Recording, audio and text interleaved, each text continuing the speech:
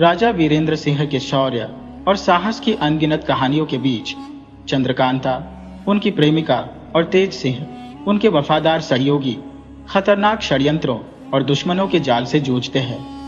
कटोरा भर खून की गूढ़ पहेली को सुलझाने की खोज ने सभी को रहस्यमय घटनाओं और अज्ञात खतरों के मध्य ला खड़ा किया है।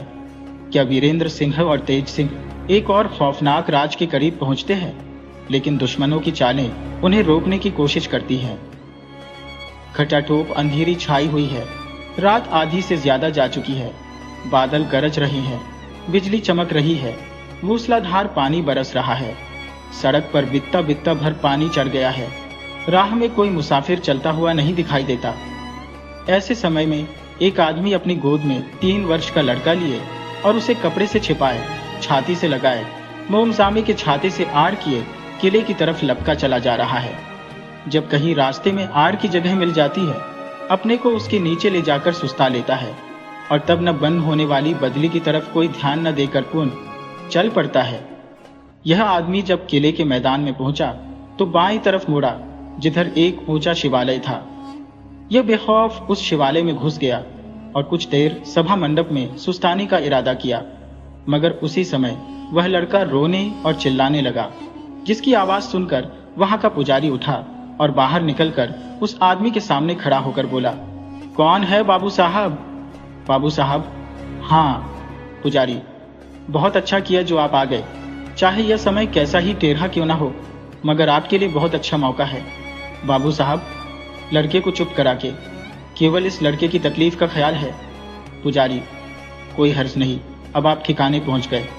आइए हमारे साथ चलिए।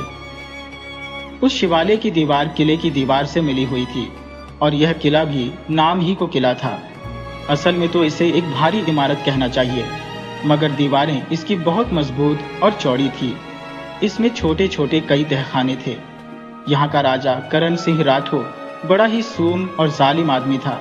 खजाना जमा करने और इमारत बनाने का इसे हद से ज्यादा शौक था। खर्च की दर से वह थोड़ी ही फौज से अपना काम चलाता और महाराज नेपाल के भरोसे किसी को कुछ नहीं समझता था। हाँ, नाहर सिंह ने इसे तम्न कर रखा था, जिसके सबब से इसके खजाने में बहुत कुछ कमी हो जाया करती थी। वह पुजारी पानी बरसते हुए कंबल ओढ़कर बाबू साहब को साथ लिए किले के पिछवाड़े वाले चोर दरवाजे पर पहुंचा और 2-3 दफे कुंडी खटखटाई। एक आदमी ने भीतर से किवाड़ खोल दिया और ये दोनों अंदर घुसे। भीतर से दरवाजा खोलने वाला एक बुढ़ा चौकीदार था, जिसने इन दोनों को भीतर लेकर फिर दरवाजा बंद कर दिया। पुजारी ने बाबू साहब से कहा, अब आप आगे जाइए और जल्द लौट कर आइए, मैं जाता हूँ। बाबू साहब ने छाता उसी जगह रख दिया, क्योंकि उसकी अब यहाँ कुछ जरूरत न थी, और लड़के को छाती से लगाए बाईं तरफ के एक दालान में पहुंचे, जहाँ से होते हुए एक सहन में जाकर पास की बारहदरी में होकर छत पर चढ़ गए। ऊपर इन्हें 2 लांदियां मिली, जो शायद पहले ही से इनकी राह देख रही थी। दोनों लांदियों ने इन्हें अपने साथ लिया और दूसरी सीढ़ी की राह से एक कोठरी में उतर गईं, जहां एक ने बाबू साहब से कहा, अब बिना रामदीन खवास की मदद के हम लोग तहखाने में नहीं जा सकते। आज उसको राजी करने के लिए बड़ी कोशिश करनी पड़ी। वो बेचारा नेक और रहमदिल है, इसलिए काबू में आ गया। अगर कोई दूसरा होता तो हमारा काम कभी न चलता। अच्छा, अब आप यहीं ठहरिए, मैं जाकर उसे बुला लाती हूँ। इतना कहा वह लांदी वहां से चली गई और थोड़ी ही देर में उस बूढ़े खवास को साथ लेकर लौट आई। इस बूढ़े खवास की उम्र 70 वर्ष से कम न होगी। हाथ में पीतल की एक जालीदार लालटेन लिए वहां आया और बाबू साहब के सामने खड़ा होकर बोला, देखिए बाबू साहब, मैं तो आपके हुक्म की तामील करता ही हूँ, मगर अब मेरी इज्जत आपके हाथ में है। मुझे मोतबर समझकर इस चोर दरवाजे की ताली सुपुर्द की गई है। एक हिसाब से आज मैं मालिक की नमकहरामी करता हूँ कि इस राह से आपको जाने देता हूँ, मगर नहीं, सुंदरी दया के योग्य है। उसकी अवस्था पर ध्यान देने से मुझे रुलाई आती है और इस बच्चे की हालत सोचकर कलेजा फटा जाता है जो आपकी गोद में है। बेशक मैं एक अन्यायी राजा का अन्न खा रहा हूँ, लाचार हो, गरीबी जान मारती है, नहीं तो आज ही नौकरी छोड़ने के लिए तैयार हो। बाबू साहब, रामदीन, बेशक तुम बड़े ही नेक और रहमदिल आदमी हो। ईश्वर तुम्हें इस नेकी का बदला देवे। अभी तुम नौकरी मत छोड़ो नहीं तो हम लोगों का काम मिट्टी हो जाएगा। वह दिन बहुत करीब है कि इस राज्य का सच्चा राजा गद्दी पर बैठे और रियाया को जुल्म के पंजे से छुड़ावे। रामदीन: ईश्वर करे ऐसा ही हो। अच्छा, आप जरा सा और ठहरे और इसी जगह बेखौफ बैठे रहे। मैं घंटे भर में लौट कर आऊंगा, तब ताला खोलकर तहखाने में जाने के लिए कहूंगा, क्योंकि महाराज अभी तहखाने में गए हुए हैं। वे निकल कर जा लें तब मैं निश्चिंत हूँ। इस तहखाने में जाने के लिए 3 दरवाजे हैं, जिनमें एक तो सदर दरवाजा है। यद्यपि अब वह ईंटों से चुन दिया गया है, मगर फिर भी वहां हमेशा पहरा पड़ा करता है। दूसरे दरवाजे की ताली महाराज के पास रहती है और एक तीसरी छोटी सी खिड़की है जिसकी ताली मेरे पास रहती है, और इसी राह से लौंडियों को आने जाने देना मेरा काम है। बाबू साहब: हाँ, यह हाल मैं जानता हूँ, मगर यह तो कहो, तुम तो जाकर घंटे भर बाद लौटोगे, तब तक यहाँ आकर मुझे कोई देख न लेगा? रामदीन: जी नहीं, आप बेखौफ रहें। अब यहाँ आने वाला कोई नहीं है, बल्कि इस बच्चे के रोने से भी किसी तरह का हर्ज नहीं है, क्योंकि किले का यह हिस्सा बिल्कुल ही सन्नाटा रहता है। इतना कह रामदीन वहां से चला गया और घंटे भर तक बाबू साहब को उन दोनों लौंडियों से बातचीत करने का मौका मिला। यूं तो घंटे भर तक कई तरह की बातचीत होती रही, मगर उनमें से थोड़ी बातें ऐसी थी जो हमारे किस्से से संबंध रखती हैं, इसलिए उन्हें यहाँ पर लिख देता मुनासिब मालूम होता है। बाबू साहब: क्या महाराज कल भी आए थे? एक लौंडी: जी हाँ, मगर वह किसी तरह नहीं मानती। अगर 5-7 दिन यही हालत रही तो जान जाने में कोई शक नहीं। ऊपर से बीर सिंह की गिरफ्तारी का हाल सुनकर वह और भी बदहवास हो रही है। बाबू साहब: मगर बीर सिंह तो कैद खाने से भाग गए। एक लौंडी: कब? बाबू साहब: अभी घंटा भर भी नहीं हुआ। एक लौंडी: आपको कैसे मालूम हुआ? बाबू साहब: इसके पूछने की कोई जरूरत नहीं। एक लौंडी: तब तो आप एक अच्छी खुशखबरी लेकर आए हैं। आपसे कभी बीर सिंह से मुलाकात हुई है कि नहीं? बाबू साहब: हाँ, मुलाकात तो कई मर्तबे हुई है, मगर बीर सिंह मुझे पहचानते नहीं। मैं बहुत चाहता हूं कि उनसे दोस्ती पैदा करूं, मगर कोई सबब ऐसा नहीं मिलता जिससे वह मेरे साथ मोहब्बत करें। हाँ, मुझे उम्मीद है कि तारा की बदौलत बेशक उनसे मोहब्बत हो जाएगी। एक लौंडी: कल पंचायत होने वाली थी, सो क्या हुआ? बाबू साहब: हाँ, कल पंचायत हुई थी, जिसमें यहाँ के बड़े बड़े 15 जमींदार शरीक थे। सभी को निश्चय हो गया कि असल में यह गद्दी बीर सिंह की है। बीर सिंह यदि लड़ने के लिए मुस्तैद हों तो वे लोग उनकी मदद करने को तैयार है। एक लौंडी: आपने भी कोई बंदोबस्त किया है या नहीं? बाबू साहब: हाँ, मैं भी इसी फिक्र में पड़ा हुआ हूँ, मगर लो देखो, रामदीन आ पहुंचा। रामदीन ने पहुंचकर खबर दी कि महाराज चले गए, अब आप जाए। रामदीन ने उस कोठरी में एक छोटी सी खिड़की खोली जिसकी ताली उसकी कमर में थी, और तीनों को उसके भीतर करके ताला बंद कर दिया और आप बाहर बैठा रहा। बाबू साहब ने दोनों लौंडियों के साथ खिड़की के अंदर जाकर देखा कि हाथ में चिराग लिए एक लौंडी इनके आने की राह देख रही है। यहाँ से नीचे उतरने के लिए सीढ़ियां बनी हुई थी। लौंडियों के साथ बाबू साहब नीचे उतर गए और एक कोठरी में पहुंचे, जिसमें से होकर थोड़ी दूर तक एक सुरंग में जाने के बाद एक गोल गुमटी में पहुंचे। वहां से भी और नीचे उतरने के लिए सीढ़ियां बनी हुई थी। बाबू साहब फिर से नीचे उतरे। यहाँ की जमीन सर्द और कुछ तर थी। पुनः एक कोठरी में पहुंचकर लौंडी ने दरवाजा खोला और बाबू साहब को साथ लिए एक बारहदरी में पहुंची। इस बारहदरी में एक दीवारगीर और एक हांडी के अतिरिक्त एक मोमी शमादान भी जल रहा था। जमीन पर फर्श बिछा हुआ था। बीच में एक मसहरी पर बारीक चादर ओढ़े एक औरत सोई हुई थी।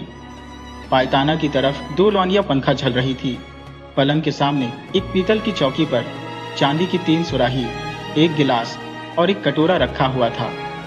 उसके बगल में चांदी की एक दूसरी चौकी थी, जिस पर खून से भरा हुआ चांदी का एक छोटा सा कटोरा, एक नश्तर और 2 सलाइयां पड़ी हुई थी।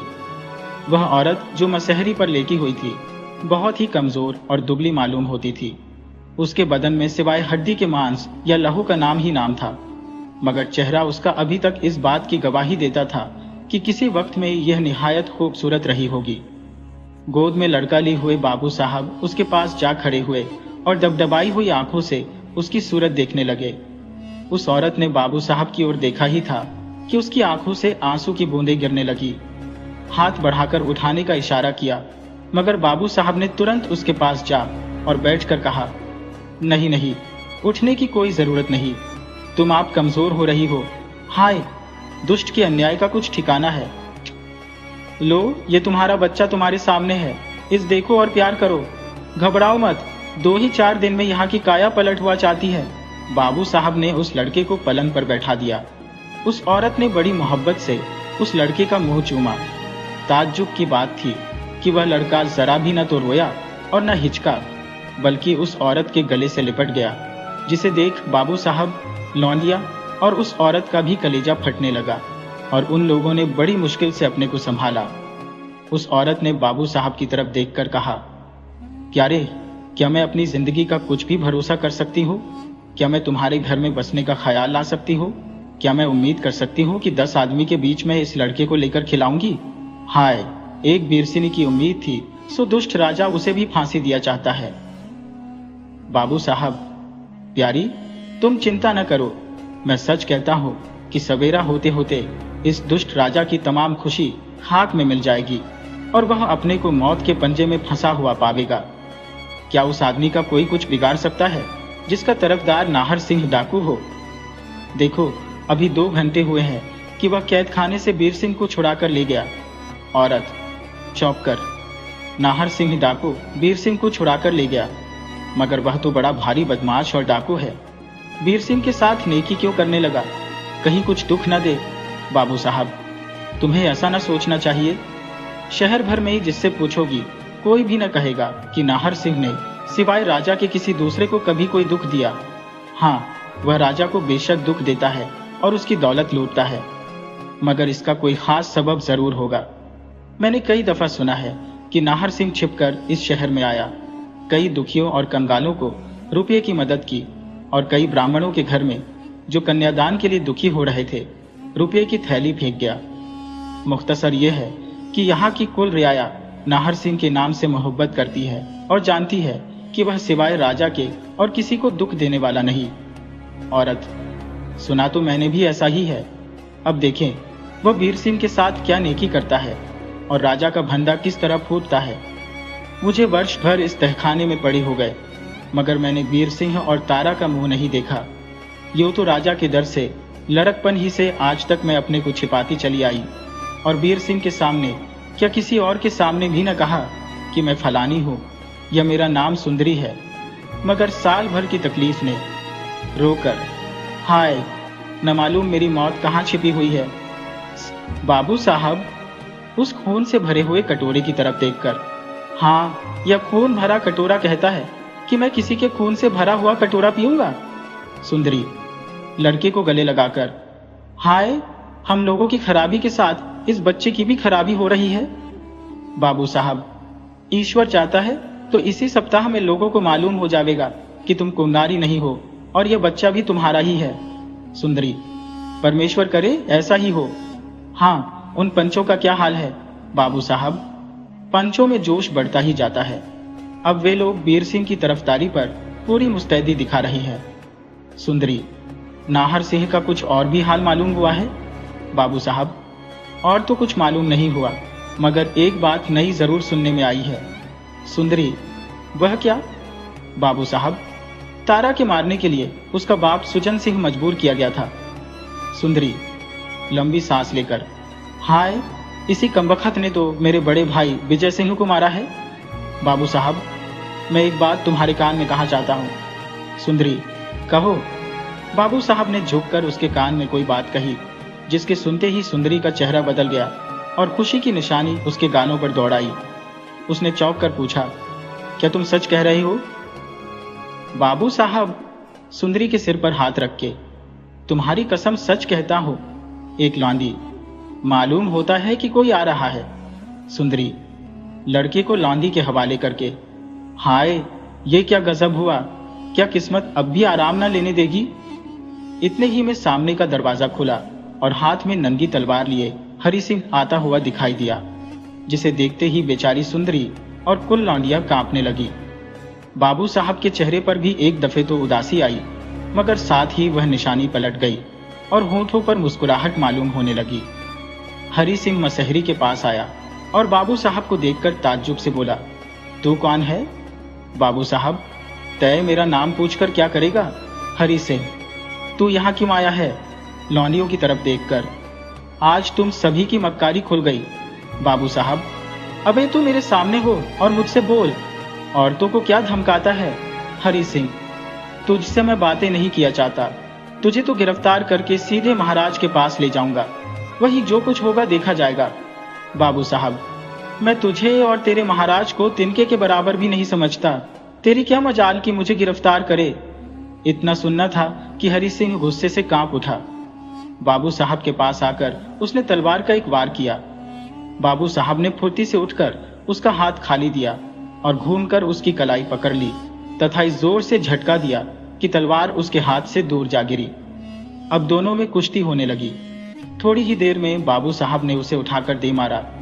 इत्तेफाक से हरि सिंह का सिर पत्थर की चौखट पर इस जोर से जाकर लगा कि फटकर खून का तरारा बहने लगा।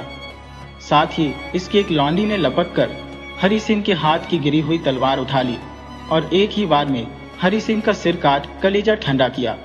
बाबू साहब, हाय, तुमने यह क्या किया? लौंडी, इस हरामजादे का मारा ही जाना बेहतर था, नहीं तो यह बड़ा फसाद मचाता। बाबू साहब, खैर, जो हुआ अब मुनासिब है कि हम इसे उठाकर बाहर ले जावें और किसी जगह गाड़ दें कि किसी को पता न लगे।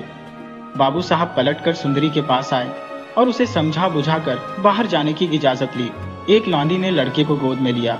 बाबू साहब ने उसी जगह से एक कंबल लेकर हरि सिंह की लाश बांध पीठ पर ला दी और जिस तरह से इस तहखाने में आए थे उसी तरह बाहर की तरफ रवाना हुए। जब उस खिड़की तक पहुंचे जिसे रामदीन ने खोला था तो भीतर से कुंडा खटखटाया। रामदीन बाहर मौजूद था। उसने झट दरवाजा खोल दिया और ये दोनों बाहर निकल गए। रामदीन बाबू साहब की पीठ पर गट्ठर देख चौंका और बोला, आप यह क्या गजब करते हैं? मालूम होता है आप सुंदरी को लिए जाते हैं। नहीं, ऐसा ना होगा, हम लोग मुफ्त में फांसी पावेंगे। इतना ही बहुत है कि मैं आपको सुंदरी के पास जाने देता हूँ। बाबू साहब ने गठरी खोलकर हरि सिंह की लाश दिखा दी और कहा, रामदीन, तुम ऐसा न समझो कि हम तुम्हारे ऊपर किसी तरह की आफत लावेंगे। यह कोई दूसरा ही आदमी है जो उस समय सुंदरी के पास आ पहुंचा जिस समय मैं वहां पर मौजूद था। लाचार यह समझकर इसे मारता ही पड़ा कि मेरा आना जाना किसी को मालूम ना हो और तुम लोगों पर आफत ना आवे। लौंडी, अजी, ये वही हरामजादा हरि सिंह है जिसने मुद्दत से हम लोगों को तंग कर रखा था। रामदीन, हाँ, अगर यह ऐसे समय में सुंदरी के पास पहुंच गया तो इसका मारा जाना ही बेहतर था, मगर इसे किसी ऐसी जगह गाड़ना चाहिए कि पता न लगे। बाबू साहब, इससे तुम बेफिक्र रहो, मैं सब बंदोबस्त कर लूंगा। बाबू साहब जिस तरह इस किले के अंदर आए थे वह हम ऊपर लिख जाई है, उसे दोहराने की कोई जरूरत नहीं है। सिर्फ इतना लिख देना बहुत है कि पीठ पर गट्ठर लादे वे उसी तरह किले के बाहर हो गए और मैदान में जाते हुए दिखाई देने लगे। सिर्फ अब की दफा इनके साथ गोद में लड़के को उठाए एक लौंडी मौजूद थी। पानी का बरसना बिल्कुल बंद था और आसमान पर तारे छिटके हुए दिखाई देने लगे थे। बाबू साहब ने शिवालय की तरफ न जाकर दूसरी ही तरफ का रास्ता लिया, मगर जब वह सन्नाटे खेत में निकल गए तो हाथ में गंडासा लिए दो आदमियों ने इन्हें घेर लिया और डांट कर कहा, खबरदार, आगे कदम न बढ़ाइयो, गट्ठर मेरे सामने रख और बता तू कौन है, बेशक किसी की लाश लिए जाता है। बाबू साहब, हाँ हाँ, बेशक इस गट्ठर में लाश है और उस आदमी की लाश है जिसने यहाँ की कुल रियाया को तंग कर रखा था। जहां तक मैं ख्याल करता हूँ इस राज्य में कोई आदमी ऐसा ना होगा जो इस कमबख्त का मरना सुन खुश ना होगा। पहला आदमी, मगर तुम कैसे समझते हो कि हम भी खुश होंगे? बाबू साहब, इसलिए कि तुम राजा की तरफदार नहीं मालूम पड़ते। दूसरा आदमी, खैर जो हो, हम यह जानना चाहते हैं कि यह लाश किसकी है और तुम्हारा क्या नाम है? बाबू साहब, गट्ठर जमीन पर रखकर, यह लाश हरि सिंह की है, मगर मैं अपना नाम तब तक नहीं बताने का जब तक तुम्हारा नाम न सुन लो। पहला आदमी, बेशक यह सुनकर कि यह लाश हरि सिंह की है मुझे भी खुशी हुई और मैं अब यह कह देना उचित समझता हूँ कि मेरा नाम नाहर सिंह है। मैं उम्मीद करता हूँ कि तुम हमारे पक्षपाती हो लेकिन अगर न भी हो तो मैं किसी तरह तुमसे डर नहीं सकता। बाबू साहब, मुझे यह सुनकर बड़ी खुशी हुई कि आप नाहर सिंह हैं। बहुत दिनों से मैं आपसे मिला चाहता था, मगर पता न जानने से लाचार था। आहा, क्या ही अच्छा होता अगर इस समय वीर सिंह से भी मुलाकात हो जाती। दूसरा आदमी, वीर सिंह से मिलकर तुम क्या करते? बाबू साहब, उसे होशियार कर देता कि राजा तुम्हारा दुश्मन है, और कुछ हाल उसकी बहन सुंदरी का भी बताता जिसका उसे ख्याल भी नहीं है, और यह भी कह देता कि तुम्हारी स्त्री तारा बच गई, मगर अभी तक मौत उसके सामने नाच रही है। नाहर सिंह की तरफ देखकर, आपकी कृपा होगी तो मैं बीर सिंह से मिल सकूंगा, क्योंकि आज ही आपने उन्हें कैद से छुड़ाया है। नाहर से, हाँ, अब मैं समझ गया कि आपका नाम बाबू साहब है। नाम तो कुछ दूसरा ही है, मगर दो चार आदमी आपको बाबू साहब के नाम से ही पुकारते हैं। क्यों, है ना ठीक? बाबू साहब, हाँ, है तो ऐसा ही। नाहर सिंह, मैं आपका पूरा हाल नहीं जानता। हाँ, जानने का उद्योग कर रहा हूँ। अच्छा, अब हमको भी साफ साफ कह देना मुनासिब है कि मेरा नाम नाहर सिंह नहीं है। हम दोनों उनके नौकर हैं। हाँ, ये सही है कि वे आज बीर सिंह को छुड़ा के अपने घर ले गए हैं। जहाँ आप चाहें तो नाहर सिंह और बीर सिंह से मिल सकते हैं। बाबू साहब, मैं जरूर उनसे मिलूंगा। पहला आदमी, और ये आपके साथ लड़का ले कौन है? बाबू साहब, इसका हाल तुम्हें नाहर सिंह के सामने ही मालूम हो जाएगा। पहला आदमी, तो क्या आप अभी वहां चलने के लिए तैयार हैं? बाबू साहब, बेशक। पहला आदमी, अच्छा, तो आप इस गट्ठर को मेरे हवाले कीजिए, मैं इसे इसी जगह खपा डालता हूँ। केवल इसका सिर मालिक के पास ले चलूंगा। इस लड़के को गोद में लीजिए और इस लौंडी को विदा कीजिए। चलिए, सवारी भी तैयार है। बाबू साहब ने उस लौंडी को विदा कर दिया। एक आदमी ने उस गट्ठर को पीठ पर लादा। बाबू साहब ने लड़के को गोद में लिया और उन दोनों के पीछे रवाने हुए, मगर थोड़ी ही दूर गए थे कि पीछे से तेजी के साथ दौड़ते हुए आने वाले घोड़े के थापों की आवाज इन तीनों के कानों में पड़ी। बाबू साहब ने चौंक कर कहा, ताज्जुब नहीं कि हम लोगों को गिरफ्तार करने के लिए सवार आते हो। आधी रात का समय है, चारों तरफ अंधेरी छाई हुई है। आसमान पर काली घटा रहने के कारण तारों की रोशनी भी जमीन तक नहीं पहुंचती। जरा जरा बूंदा बूंदी हो रही है, मगर वह हवा के झपेटों के कारण मालूम नहीं होती। हरिपुर में चारों तरफ सन्नाटा छाया हुआ है। ऐसे समय में दो आदमी स्याह पोशाक पहिरे, नकाब डाले, जो इस समय पीछे की तरफ उल्टी हुई है, तेजी से कदम बढ़ाए एक तरफ जा रहे हैं।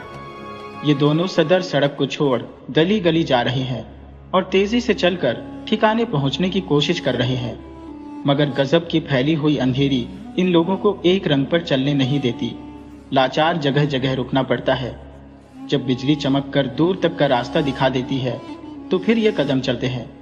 ये दोनों गली गली चलकर एक आलीशान मकान के पास पहुंचे, जिसके फाटक पर 10-12 आदमी नंगी तलवारें लिए पहरा दे रहे थे। दोनों ने नकाब ठीक कर ली और एक ने आगे बढ़कर कहा, महादेव। इसके जवाब में उन सबों ने भी महादेव कहा। इसके बाद एक सिपाही ने, जो शायद सभी का सरदार था, आगे बढ़कर उस आदमी से जिसने महादेव कहा था पूछा, आज आप अपने साथ और भी किसी को लेते आए हैं? क्या ये भी अंदर जाएंगे? आगंतुक, नहीं, अभी तो मैं अकेला ही अंदर जाऊंगा और ये बाहर रहेंगे, लेकिन अगर सरदार साहब इनको बुलाएंगे तो ये भी चले जाएंगे। सिपाही, बेशक, ऐसा ही होना चाहिए। अच्छा, आप जाइए। इन दोनों में से एक तो बाहर रह गया और इधर उधर टहलने लगा, और एक आदमी ने फाटक के अंदर पैर रखा। इस फाटक के बाद नकाबपोश को और 3 दरवाजे लांघने पड़े। तब वह एक लंबे चौड़े सहन में पहुंचा, जहां एक फर्श पर लगभग 20 के आदमी बैठे आपस में कुछ बातें कर रहे थे। बीच में 2 मोमी शमादान जल रहे थे और उसी के चारों तरफ वे लोग बैठे हुए थे। ये सब रुआबदार, गठीले और जवान आदमी थे तथा सबों ही के सामने एक एक तलवार रखी हुई थी। उन लोगों की छड़ी हुई मूंछों और तनी हुई छाती, बड़ी बड़ी सुर्ख आंखें कहे देती थी कि ये सब तलवार के जौहर के साथ अपना नाम रोशन करने वाले बहादुर हैं। ये लोग रेशमी चुस्त मिर्जई पहिरे, सर पर लाल पगड़ी बांधे, रक्त चंदन का त्रिपुंड लगाए, 2 पट्टी आमने सामने वीरासन पर बैठे बातें कर रहे थे। ऊपर की तरफ बीच में एक कम उम्र बहादुर नौजवान बड़े ठाठ के साथ जड़ाऊ कब्जे की तलवार सामने रखे बैठा हुआ था। उसकी बेशकीमती मछली टकी हुई सुर्ख मखमल की चुस्त पोशाक साफ साफ कह रही थी कि वह किसी ऊंचे दर्जे का आदमी बल्कि किसी फौज का अफसर है, मगर साथ ही इसके उसकी चिपटी नाक रहे सही भ्रम को दूर करके निश्चय करा देती थी कि वह नेपाल का रहने वाला है, बल्कि यूं कहना चाहिए कि वह नेपाल का सेनापति या किसी छोटी फौज का अफसर है। 4 आदमी बड़े बड़े पंखे लिए इन सबों को हवा कर रहे हैं। ये नकाबपोश उस फर्श के पास जाकर खड़ा हो गया और तब वीरों को एक दफे झुककर सलाम करने के बाद बोला, आज मैं सच्चे दिल से महाराजा नेपाल को धन्यवाद देता हूँ, जिन्होंने हम लोगों का अर्थात हरिपुर की रियाया का दुख दूर करने के लिए अपने एक सरदार को यहाँ भेजा है। मैं उस सरदार को भी इस कमेटी में मौजूद देखता हूँ, जिसमें यहाँ के बड़े क्षत्रिय जमींदार, वीर और धर्मात्मा लोग बैठे हैं। अस्तु, प्रणाम करने बाद सर झुकाकर निवेदन करता हूँ कि वे उन जुल्मों की अच्छी तरह जांच करें जो राजा करण सिंह की तरफ से हम लोगों पर हो रहे हैं। हम लोग इसका सबूत देने के लिए तैयार है कि यहाँ का राजा करण सिंह बड़ा ही जालिम, संगदिल और बेईमान है। उस नकाबपोश की बात सुनकर नेपाल के सरदार ने, जिसका नाम खर्ग सिंह था, एक क्षत्रिय वीर की तरफ देखकर पूछा, खर्ग सिंह, अनिरुद्ध सिंह, यह कौन है? अनिरुद्ध सिंह हाथ जोड़कर, यह उस नाहर सिंह का कोई साथी है जिसे यहाँ के राजा ने डाकू के नाम से मशहूर कर रखा है। अक्सर हम लोगों की पंचायत में यह शरीक हुआ करता है। इसका नाम सोमनाथ है। खर्ग सिंह, मगर क्या तुम उस नाहर सिंह डाकू के साथी को अपना शरीक बनाते हो, जिसने हरिपुर की रियाया को तंग कर रखा है और जिसकी दबंगता और जुल्म की कहानी नेपाल तक मशहूर हो रही है? सोमनाथ, नाहर सिंह को केवल यहाँ के बेईमान राजा ने बदनाम कर रखा है, क्योंकि वह उन्हीं के साथ बुरी तरह पेश आता है, उन्हीं का खजाना लूटता है और उन्हीं की कैद से बेचारे बेकसूरों को छुड़ाता है। सिवाय राज कर्मचारियों के हरिपुर का एक अदना आदमी भी नहीं कह सकता कि नाहर सिंह जालिम है या किसी को सताता है। खर्ग सिंह अनिरुद्ध की तरफ देखकर, क्या यह सच है? अनिरुद्ध, बेशक सच है। नाहर सिंह बड़ा ही नेक मर्द, रहमदिल, धर्मात्मा और वीर पुरुष है। वह किसी को तंग नहीं करता, बल्कि वह महीने में हजारों रुपए यहाँ की गरीब प्रजा में गुप्त रीति से बांटता, दरिद्रों का दुख दूर करता और ब्राह्मणों की सहायता करता है।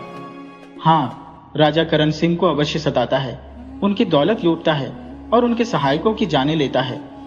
खर्ग सिंह, अगर ऐसा है तो हम बेशक नाहर सिंह को बहादुर और धर्मात्मा कह सकते हैं। सोमनाथ की तरफ देखकर, मगर राजा करण सिंह नाहर सिंह की बहुत बुराई करता है और उसे जालिम कहता है।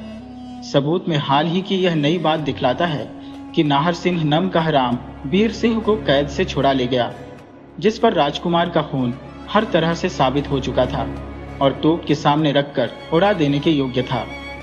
नाहर सिंह इसका क्या जवाब रखता है?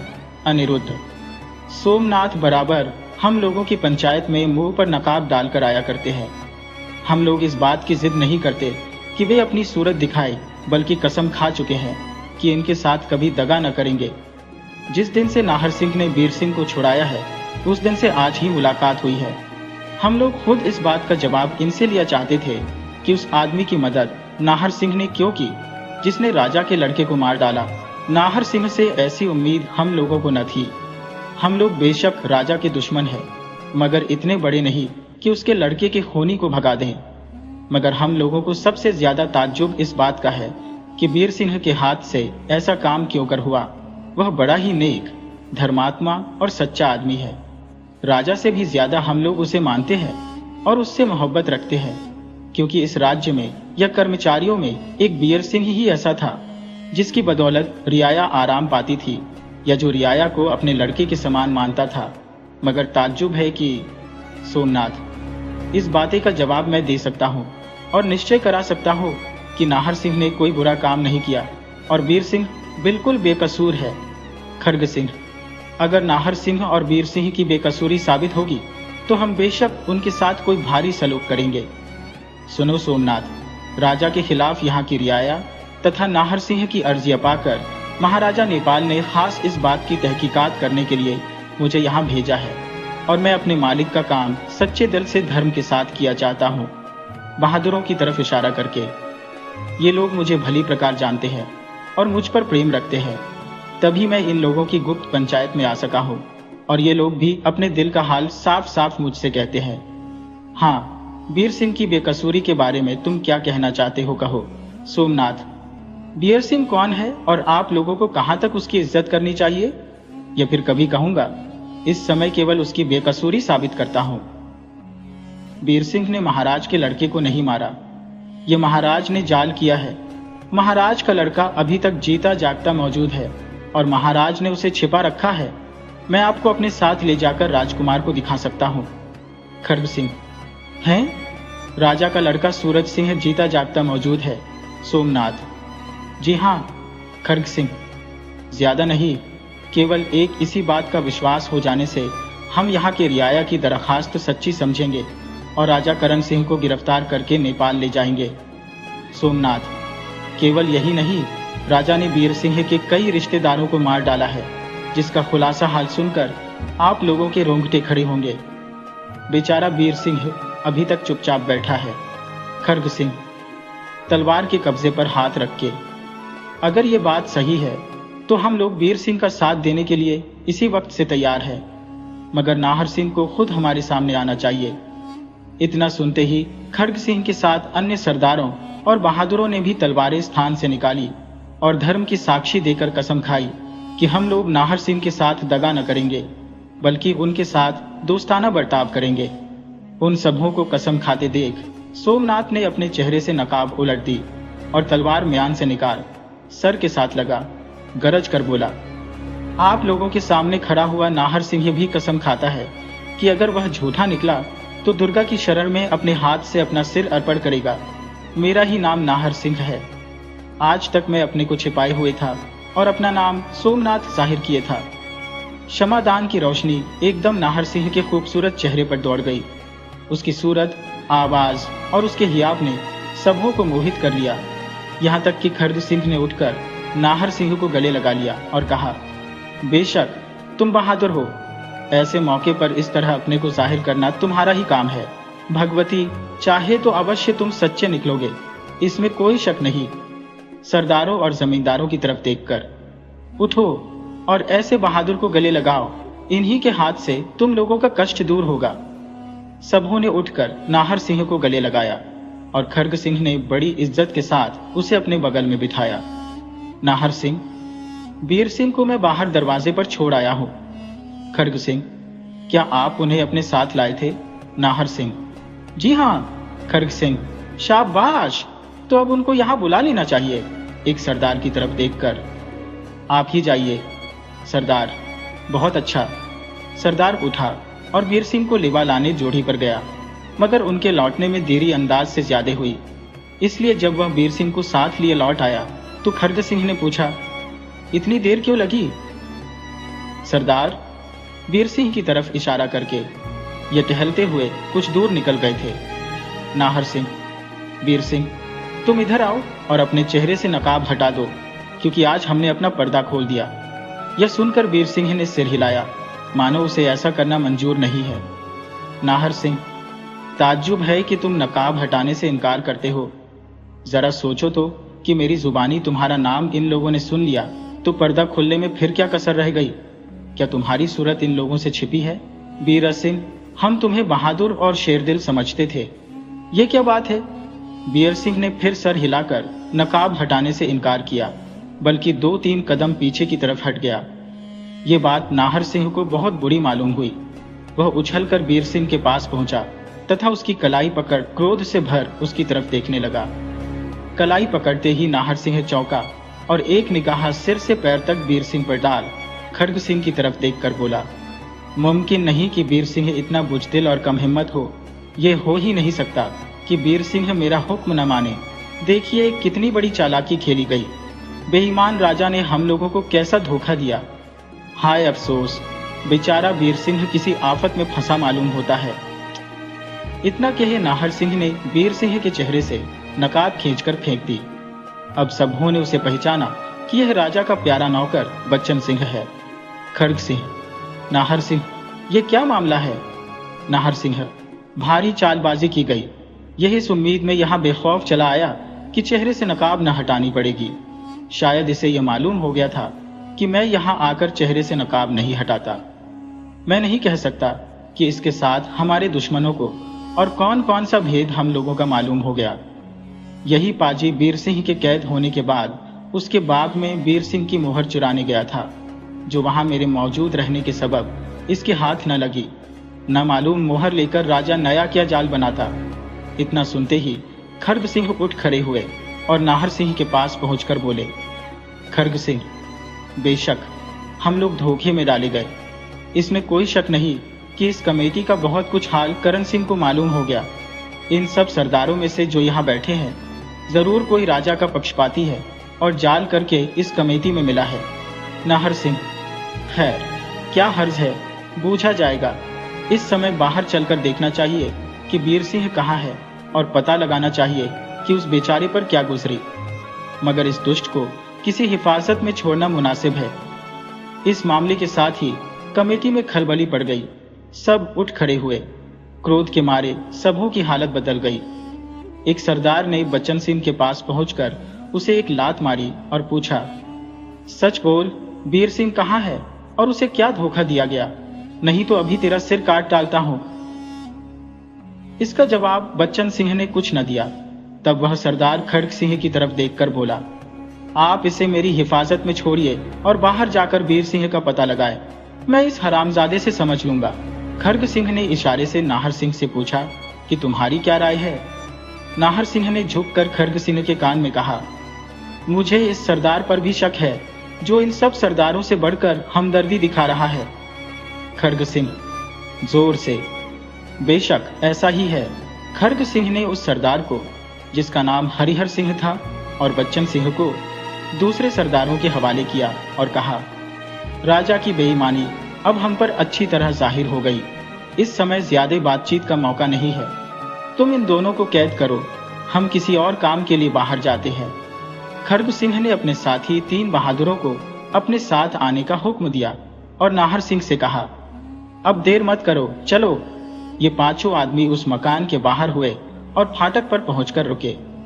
नाहर सिंह ने पहरे वालों से पूछा कि जिस आदमी को हम यहाँ छोड़ गए थे, वह हमारे जाने के बाद इसी जगह रहा या कहीं गया था? पहरे शून्य। वह इधर उधर टहल रहे थे। एक आदमी आया और उन्हें दूर बुला ले गया। हम लोग नहीं जानते कि वे कहाँ तक गए थे, मगर बहुत देर के बाद लौटे। इसके बाद हुक्म के मुताबिक एक सरदार आकर उन्हें भीतर ले गया। नाहर सिंह खड़ग सिंह से, देखिए मामला खुला ना? खड़ग सिंह, खैर आगे चलो। नाहर सिंह, अफसोस बेचारा बीर सिंह। खड़ग सिंह, तुम चिंता मत करो, देखो अब हम क्या करते हैं। 5 आदमी वहां से आगे बढ़े। आगे आगे हाथ में लालटेन लिए एक पहरे वाले को चलने का हुक्म हुआ। नाहर सिंह ने अपने चेहरे पर नकाब डाल ली। थोड़ी दूर जाने के बाद सड़क पर एक लाश दिखाई दी, जिसके इधर उधर की जमीन खूना खून हो रही थी।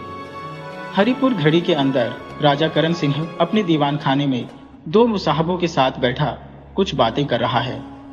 सामने हाथ जोड़े हुए 2 जासूस भी खड़े महाराज के चेहरे की तरफ देख रहे हैं। उन दोनों मुसाहबों में से एक का नाम शंभुदत्त और दूसरे का नाम स्वरूप सिंह है। राजा रामदास के गायब होने का तरद्दुद तो था ही, मगर हरि सिंह का पता लगने से और भी जी बेचैन हो रहा है। शंभुदत्त, रामदास तो भला एक काम के लिए भेजे गए थे, शायद वह काम अभी तक नहीं हुआ, इसलिए अटक गए होंगे, मगर हरि सिंह तो कहीं भेजे भी नहीं गए। स्वरूप सिंह, जितना बखेरा है सब नाहर सिंह का किया हुआ है। राजा, बेशक ऐसा ही है। न मालूम हमने उस कमबख्त का क्या बिगाड़ा है जो हमारे पीछे पड़ा है। वह ऐसा शैतान है कि हरदम उसका डर बना रहता है और वह हर जगह मौजूद मालूम होता है। बीर सिंह को कैद खाने से छुड़ा ले जाकर उसने हमारी महीनों की मेहनत पर मिट्टी डाल दी और बच्चन के हाथ से मोहर छीनकर बनी बनाई बात बिगाड़ दी। नहीं तो रियाया के सामने बीर सिंह को दोषी ठहराने का पूरा बंदोबस्त हो चुका था। उस मोहर के जरिए बड़ा काम निकलता और बहुत सच्चा जाल तैयार होता। स्वरूप सिंह, सो सब तो ठीक है, मगर कुंवर साहब को आप कब तक छिपाए रहेंगे? आखिर एक न एक दिन भेद खुल ही जाएगा। राजा, तुम बेवकूफ हो। जिस दिन सूरज सिंह को जाहिर करेंगे उस दिन अफसोस के साथ कह देंगे कि भूल हो गई और वीर सिंह को कत्ल करने का महीनों अफसोस कर देंगे, मगर वह किसी तरह हाथ लगे भी तो। अभी तो नाहर सिंह उसे छुड़ा ले गया। स्वरूप सिंह, यहाँ की रियाया वीर सिंह से बहुत ही मोहब्बत रखती है। उसे इस बात का विश्वास होना मुश्किल है कि वीर सिंह ने कुमार सूरज सिंह को मार डाला। राजा, इसी विश्वास को दृढ़ करने के लिए तो मोहर चुराने का बंदोबस्त किया गया था, मगर वह काम ही नहीं हुआ। शंभू दत्त, यहाँ की रियाया ने बड़ी धूम मचा रखी है। एक बेचारा हरिहर सिंह आपका पक्षपाती है, जो रियाया की कमेटी का हाल कहा करता है। अगर आप बड़े बड़े सरदारों और जमींदारों का, जो आपके खिलाफ कमेटी कर रहे हैं, बंदोबस्त न करेंगे तो जरूर एक दिन वे लोग बलवा मचा देंगे। राजा, उनका क्या बंदोबस्त हो सकता है? अगर उन लोगों पर बिना कुछ दोष लगाए जोर दिया जाए तो भी तो गदर होने का डर है। हाय, ये सब खराबी नाहर सिंह की बदौलत है। अफसोस, अगर लड़कपन ही में हम वीर सिंह को खत्म करा दिए होते तो काहे को यह नौबत आती? क्या जानते थे कि वह लोगों का इतना प्रेम पात्र बनेगा? उसने तो हमारी कुल रियाया को मुट्ठी में कर लिया है। अब नेपाल से खर्द सिंह तहकीकात करने आए हैं, देखें वे क्या करते हैं। हरिहर की जुबानी तो यही मालूम हुआ कि यहाँ के रईसों ने उन्हें अपनी तरफ मिला लिया। स्वरूप सिंह, आज की कमेटी से पूरा हाल मालूम हो जाएगा। राजा, बच्चन सिंह 20-25 आदमियों को साथ लेकर उसी तरफ गया हुआ है, देखिए वह क्या करता है। स्वरूप सिंह, खर्ग सिंह 300-400 आदमियों के साथ है। अगर अकेले दुकेले होते तो खपा दिए जाते। राजा हंसकर, तो क्या अब हम उन्हें छोड़ देंगे? अजी महाराज, नेपाल तो दूर है, खड्ग सिंह के साथियों तक को तो पता लगेगा ही नहीं कि वह कहाँ गया या क्या हुआ। महाराज नेपाल को लिख देंगे कि हमारी रियाया को भड़का कर भाग गया। हाँ, सुजन सिंह के बारे में भी अब हमको पूरी तरह सोच विचार कर लेना चाहिए। सलाह विचार करते करते रात का ज्यादा हिस्सा बीत गया और केवल घंटे भर रात बाकी रह गई। महाराज की बातें खत्म भी न हुई थी कि सामने का दरवाजा खुला और एक लाश उठाए हुए 4 आदमी कमरे के अंदर आते हुए दिखाई पड़े। अब हम थोड़ा सा हाल तारा का लिखते हैं, जिसे इस उपन्यास के पहले ही बयान में छोड़ आए हैं। तारा बिल्कुल ही बेबस हो चुकी थी। उसे अपनी जिंदगी की कुछ भी उम्मीद न रही थी। उसका बाप सुजन सिंह उसकी छाती पर बैठा जान लेने को तैयार था, और तारा भी यह सुनकर कि उसका पति वीर सिंह अब जीता न बचेगा, मरने के लिए तैयार थी। मगर उसकी मौत अभी दूर थी। यकायक 2 आदमी वहां जा पहुंचे, जिन्होंने पीछे से जाकर सुजन सिंह को तारा की छाती पर से खींच लिया। सुजन सिंह लड़ने के लिए मुस्तैद हो गया और उसने वह हरबा जो तारा की जान लेने के लिए हाथ में लिए हुए था, एक आदमी पर चलाया। उस आदमी ने भी हरबे का जवाब खंजर से दिया और दोनों में लड़ाई होने लगी। इतने ही में दूसरे आदमी ने तारा को गोद में उठा लिया और लड़ते हुए अपने साथी से विचित्र भाषा में कुछ कहकर बाग के बाहर का रास्ता लिया। इस कशमकश में बेचारी तारा डर के मारे एक दफे चिल्लाकर बेहोश हो गई और उसे तन बदन की सुध न रही। जब उसकी आंख खुली, उसने अपने को एक साधारण कुटी में पाया। सामने मंद मंद धूनी जल रही थी और उसके आगे सिर से पैर तक भस्म लगाए बड़ी बड़ी जटा और लंबी दाढ़ी में गिरह लगाए एक साधु बैठा था, जो एक तक तारा की तरफ देख रहा था।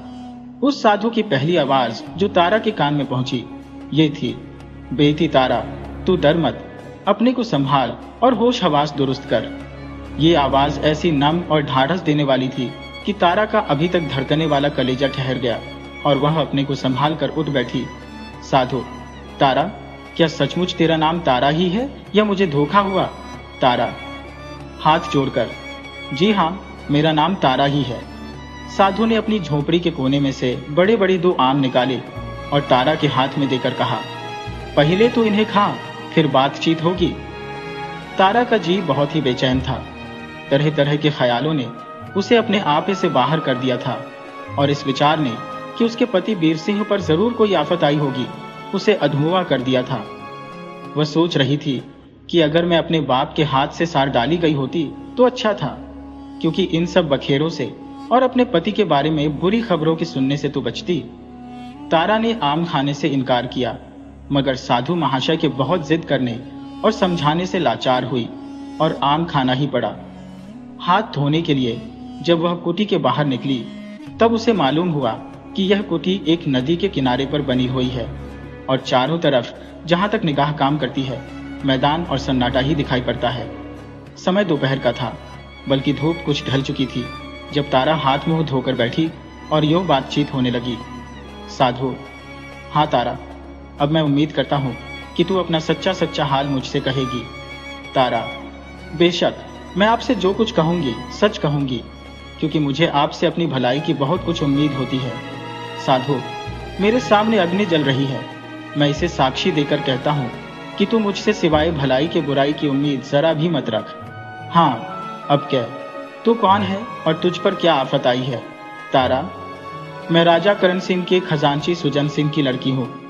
साधु: वही लड़की जिसकी शादी वीर सिंह के साथ हुई है? तारा: जी हाँ। साधु: तेरा बाप है तो क्या हुआ, मगर मैं यह कहने से बाज ना आऊंगा कि सुजन सिंह बड़ा ही बेईमान, नमकहराम और खुदगर्ज आदमी है। साथ ही इससे वीर सिंह की वीरता, लायकी और रियाया परवरी मुझसे अपनी तारीफ कराए बिना नहीं रहती। वीर सिंह बड़ा ही धर्मात्मा और साहसी है। हाँ तारा, जब तू सुजन सिंह की लड़की है तो जरूर राजा के यहाँ भी आती जाती होगी। तारा: जी हाँ, पहले तो मैं महीनों राजा ही के यहाँ रहा करती थी, मगर अब नहीं। अब तो राजा और पिता दोनों ही के यहाँ का आना जाना बंद हो गया। साधु: सो क्यों? तारा: क्योंकि दोनों मेरी जान के ग्राहक हो गए। साधु: खैर, दोनों जगह का आना जाता बंद होने का सबब पीछे सुनूंगा। पहले बता कि तेरा पिता सुजन सिंह कटोरा भर खून के नाम से क्यों डरता और कांपता है? इसमें क्या भेद है? तारा: कांप कर?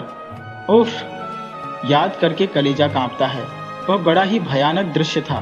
खैर, मैं कहूंगी, मगर यह बड़ी ही नाजुक बात है। साधु: मैं कसम खाकर कह चुका कि तू मुझसे सिवाय भलाई के बुराई की उम्मीद कभी मत रख। फिर क्या डरती है? तारा: मैं कहूंगी और जरूर कहूंगी। मेरा दिल गवाही देता है कि आप मेरे खैर ख्वाह हैं। न मालूम क्यों मुझे आपके चरणों में मोहब्बत होती है। तारा के ऐसा कहने से साधु की आंखें डबडबा आईं। उसने धोनी में से थोड़ी सी राख उठाकर अपनी आंखों पर मली और इस तरकीब से आंसू सुखाकर बोला। साधु: खैर तारा, यह तो ईश्वर की कृपा है। हाँ, तू वह भेद कह, मेरा जी उसे सुनने के लिए बेचैन है। तारा: मगर इसके साथ मुझे अपना भी बहुत सा किस्सा कहना पड़ेगा। साधु: कोई हर्ज नहीं, मैं सब कुछ सुनने के लिए तैयार हूँ। तारा: अच्छा, तो मैं कहती हूँ, सुनिए। मैं लड़कपन से राजा के यहाँ आती जाती थी और कई कई दिनों तक वहाँ रहा करती थी। महल में एक और लड़की भी रहा करती, जिसका नाम अहिल्या था। उसकी उम्र मुझसे बहुत ज्यादा थी, मगर तो भी मैं उससे मोहब्बत करती थी और वह भी मुझे दिल से चाहती और प्यार करती थी। मुझे यह ना मालूम हुआ कि अहिल्या के माता पिता कौन और कहाँ है और उसका कोई रिश्तेदार है या नहीं। मैंने कई दफे अहिल्या से पूछा कि तेरे माता पिता कौन और कहाँ है, मगर इसके जवाब में उसने केवल आंसू गिरा दिया और मुंह से कुछ न कहा। मेरी और वीर सिंह की जान पहचान लड़कपन ही से थी। वह महल में बराबर राजा के साथ आया करते थे। अक्सर अहिल्या के पास भी जाकर कुछ देर बैठा करते थे और वह उन्हें भाई के समान मानती थी। मैं अहिल्या को बीबी कहकर पुकारती थी। अहिल्या और वीर सिंह दोनों ही को राजा माना करते थे, बल्कि अहिल्या ही के कहने से मेरी शादी वीर सिंह के साथ हुई। साधु: अहिल्या का नाम अहिल्या ही था या कोई और नाम भी उसका था? तारा: उसका कोई दूसरा नाम कभी सुनने में नहीं आया, मगर एक दिन एक भयानक घटना के समय मुझे मालूम हो गया कि उसका एक दूसरा नाम भी है। साधु: वह क्या नाम है? तारा: सो मैं आगे चलकर कहूंगी, अभी आप सुनते जाइए। साधु: अच्छा, कहो। तारा: महारानी ने राजा से कई दफे कहा कि अहिल्या बहुत बड़ी हो गई है, इसकी शादी कहीं कर देनी चाहिए, मगर राजा ने यह बात मंजूर न की। थोड़े दिन बाद राजा के बर्ताव से महारानी तथा और कई औरतों को मालूम हो गया कि अहिल्या के ऊपर राजा की बुरी निगाह पड़ती है और इसी सबब से वे उसकी शादी नहीं करते। साधु: हरामजादा, पाजी, बेईमान कहीं का। हाँ, तब क्या हुआ? तारा: ये बात रानी को बहुत बुरी लगी और इसके सबब कई दफे राजा से झगड़ा भी हुआ। आखिर एक दिन राजा ने खुल्लम खुल्ला कह दिया कि अहिल्या की शादी कभी न की जाएगी। साधु: अच्छा, तब क्या हुआ? तारा: ये बात रानी को तीर के समान लगी और अहिल्या का चेहरा भी सूख गया और उसने डर के मारे राजा के सामने जाना बंद कर दिया। 3-4 दिन के बाद अहिल्या यकायक महल से गायब हो गई। राजा ने बहुत ऊधम मचाया, कई लौंडियों को मारा पीटा, कितनों ही को महल से निकाल दिया, रानी से भी बोलना छोड़ दिया, मगर अहिल्या का पता न लगा। साधु, क्या अभी तक अहिल्या का पता नहीं है? तारा, आप सुने चलिए, मैं सब कुछ कहती हूँ। कई वर्ष के बाद एक दिन किसी लौंडी से चुपके चुपके रानी को यह कहते मैंने सुन लिया कि अब तो अहिल्या को दूसरा लड़का भी हुआ। पहली लड़की 3 वर्ष की हो चुकी, ईश्वर करे उसका पति जीता रहे। सुनते हैं बड़ा ही लायक है और अहिल्या को बहुत चाहता है। अहिल्या के सामने ही मेरी शादी वीर सिंह से हो चुकी थी और मैं अपने ससुराल में रहने लग गई थी। अहिल्या के गायब होने का रंज मुझे और वीर सिंह को भी हुआ था और इसी से मैंने महल में आना जाना बहुत कम कर दिया था। मगर जिस दिन रानी की जुबानी ऊपर वाली बात सुनी, मुझे एक तरह की खुशी हुई। मैंने यह हाल वीर सिंह से कहा, वह भी सुनकर बहुत खुश हुए और समझ गए कि रानी ने उसे कहीं भेजवा कर उसकी शादी करा दी थी। उसके बाद यह भेद भी खुल गया कि रानी ने उसे अपने नहर भेज दिया था। साधु, तुम्हारे ससुराल में कौन कौन है? तारा, नाम ही को ससुराल है, असल में मेरा सच्चा रिश्तेदार वहाँ कोई भी नहीं। हाँ, 5-7 मर्द और औरतें हैं। हमारे पति उनमें से किसी को चाचा, किसी को मौसा, किसी को चाची इत्यादि कह के पुकारा करते हैं। असल में उनका कोई भी नहीं है। उनके माँ बाप उनके लड़कपन ही में मर गए थे और राजा ने उन्हें पाला था। राजा उन्हें बहुत मानते थे, मगर फिर भी वे कहा करते थे कि राजा बड़ा ही बेईमान है, एक न एक दिन हमसे और उससे बेतरह बिगड़ेगी। साधु, खैर तब क्या हुआ? तारा, बहुत दिन बीत जाने पर एक दिन रानी ने मिलने के लिए मुझे महल में बुलाया। मैं गई और 3-4 दिन तक वहां रही। इसी बीच में एक दिन रात को मैं महल में लेटी हुई थी। मेरा पलंग रानी की मसहरी के पास ही बिछा हुआ था। इधर उधर कई लौंडियां भी सोई हुई थी। रानी भी नींद में थी, मगर मुझे नींद नहीं आ रही थी। यकायक यह आवाज मेरे कान में पड़ी, हाय, आखिर बेचारी अहिल्या फंस ही गई। चलो दीवान खाने के ऊपर वाले छेद से झांक कर देखिए कि किस तरह बेचारी की जान ली जाती है, फिर आकर रानी को उठावें। इस आवाज को सुनते ही मैं चौंक पड़ी, कलेजा धक धक करने लगा। बेताबी ने मुझे किसी तरह दम न लेने दिया। मैं चारपाई पर से उठ बैठी और कुछ सोच विचार कर ऊपर की छत पर चली गई और धीरे धीरे उस पाटन की तरफ चली जो दीवान खाने की छत से मिली हुई थी। कमर भर ऊंची दीवार फांद कर वहां पहुंची। वहां छोटे छोटे कई सुराख ऐसे थे जिनमें से झांक कर देखने से दीवान खाने की कुल कैफियत मालूम हो सकती थी। मेरे जाने के पहले ही 2 औरतें वहां पहुंची हुई थी। साधु, वे दोनों कौन थी? तारा, दोनों रानी साहिबा की लौंडिया थी। मुझे देखते ही मेरे पास पहुंची और हाथ जोड़कर बोली, ईश्वर के वास्ते आप कोई ऐसा काम न करें जिसमें हम लोगों की और आपकी भी जान जाए। अगर राजा जान जाएगा या किसी ने देख लिया तो बिना जान से मारे न छोड़ेगा। इसके जवाब में मैंने कहा, तुम खातिर जमा रखो, किसी को कुछ भी खबर ना होगी। यह दीवान खाना पुराना था। जब से राजा ने अपने लिए दूसरा दीवान खाना बनवाया तब से वर्षों हुए यह खाली ही पड़ा रहता था। इसमें कभी चिराग भी नहीं जलता था। लोगों का ख्याल था कि इसमें भूत प्रेत रहते हैं, इसीलिए कोई उस तरफ जाता भी न था। मैंने सुराख में से झांक कर देखा, सामने ही बेचारी अहिल्या सिर झुकाए बैठी आंसू गिरा रही थी।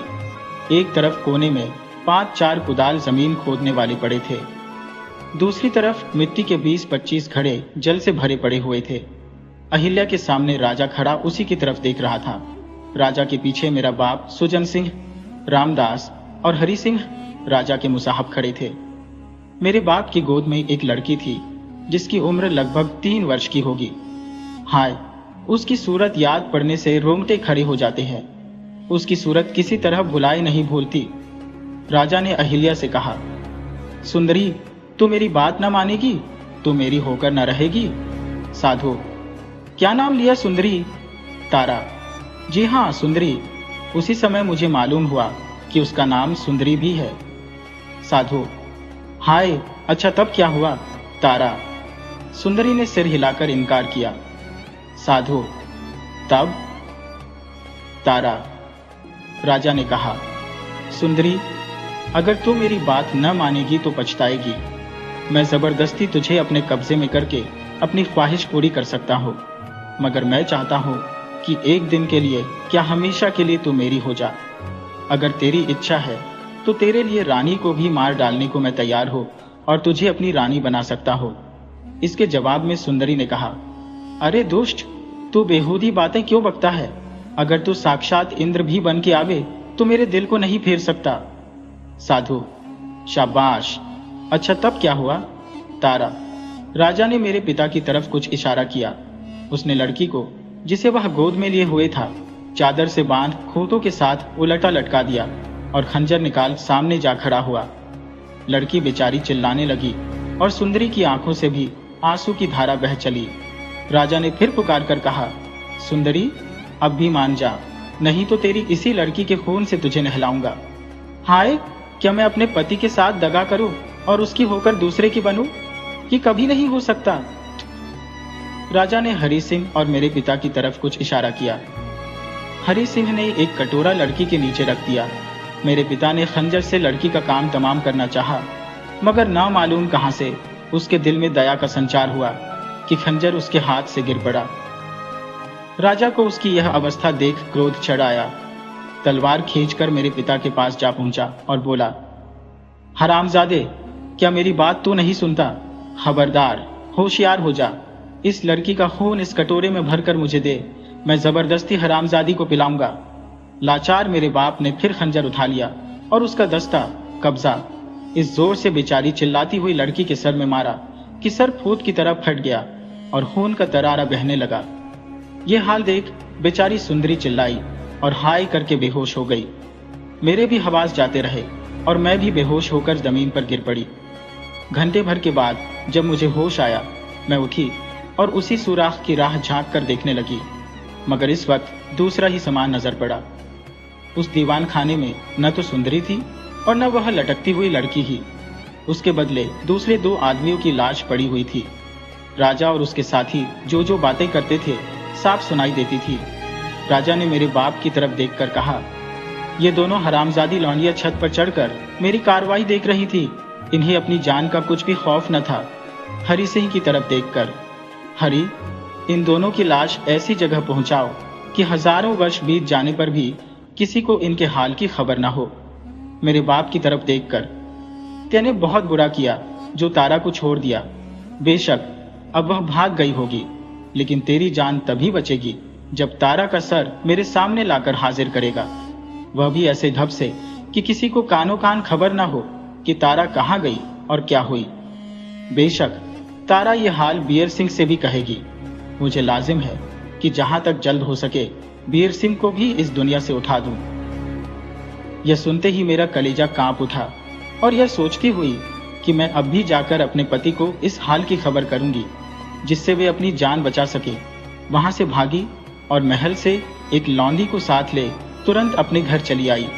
साधु महाशय तारा के मुंह से इस किस्से को सुनकर कांप गए और देर तक गौर में पड़े रहने के बाद बोले, यह राजा बड़ा ही दुष्ट और दगाबाज है, लेकिन ईश्वर चाहेगा तो बहुत जल्द अपने कर्मों का फल भोगेगा।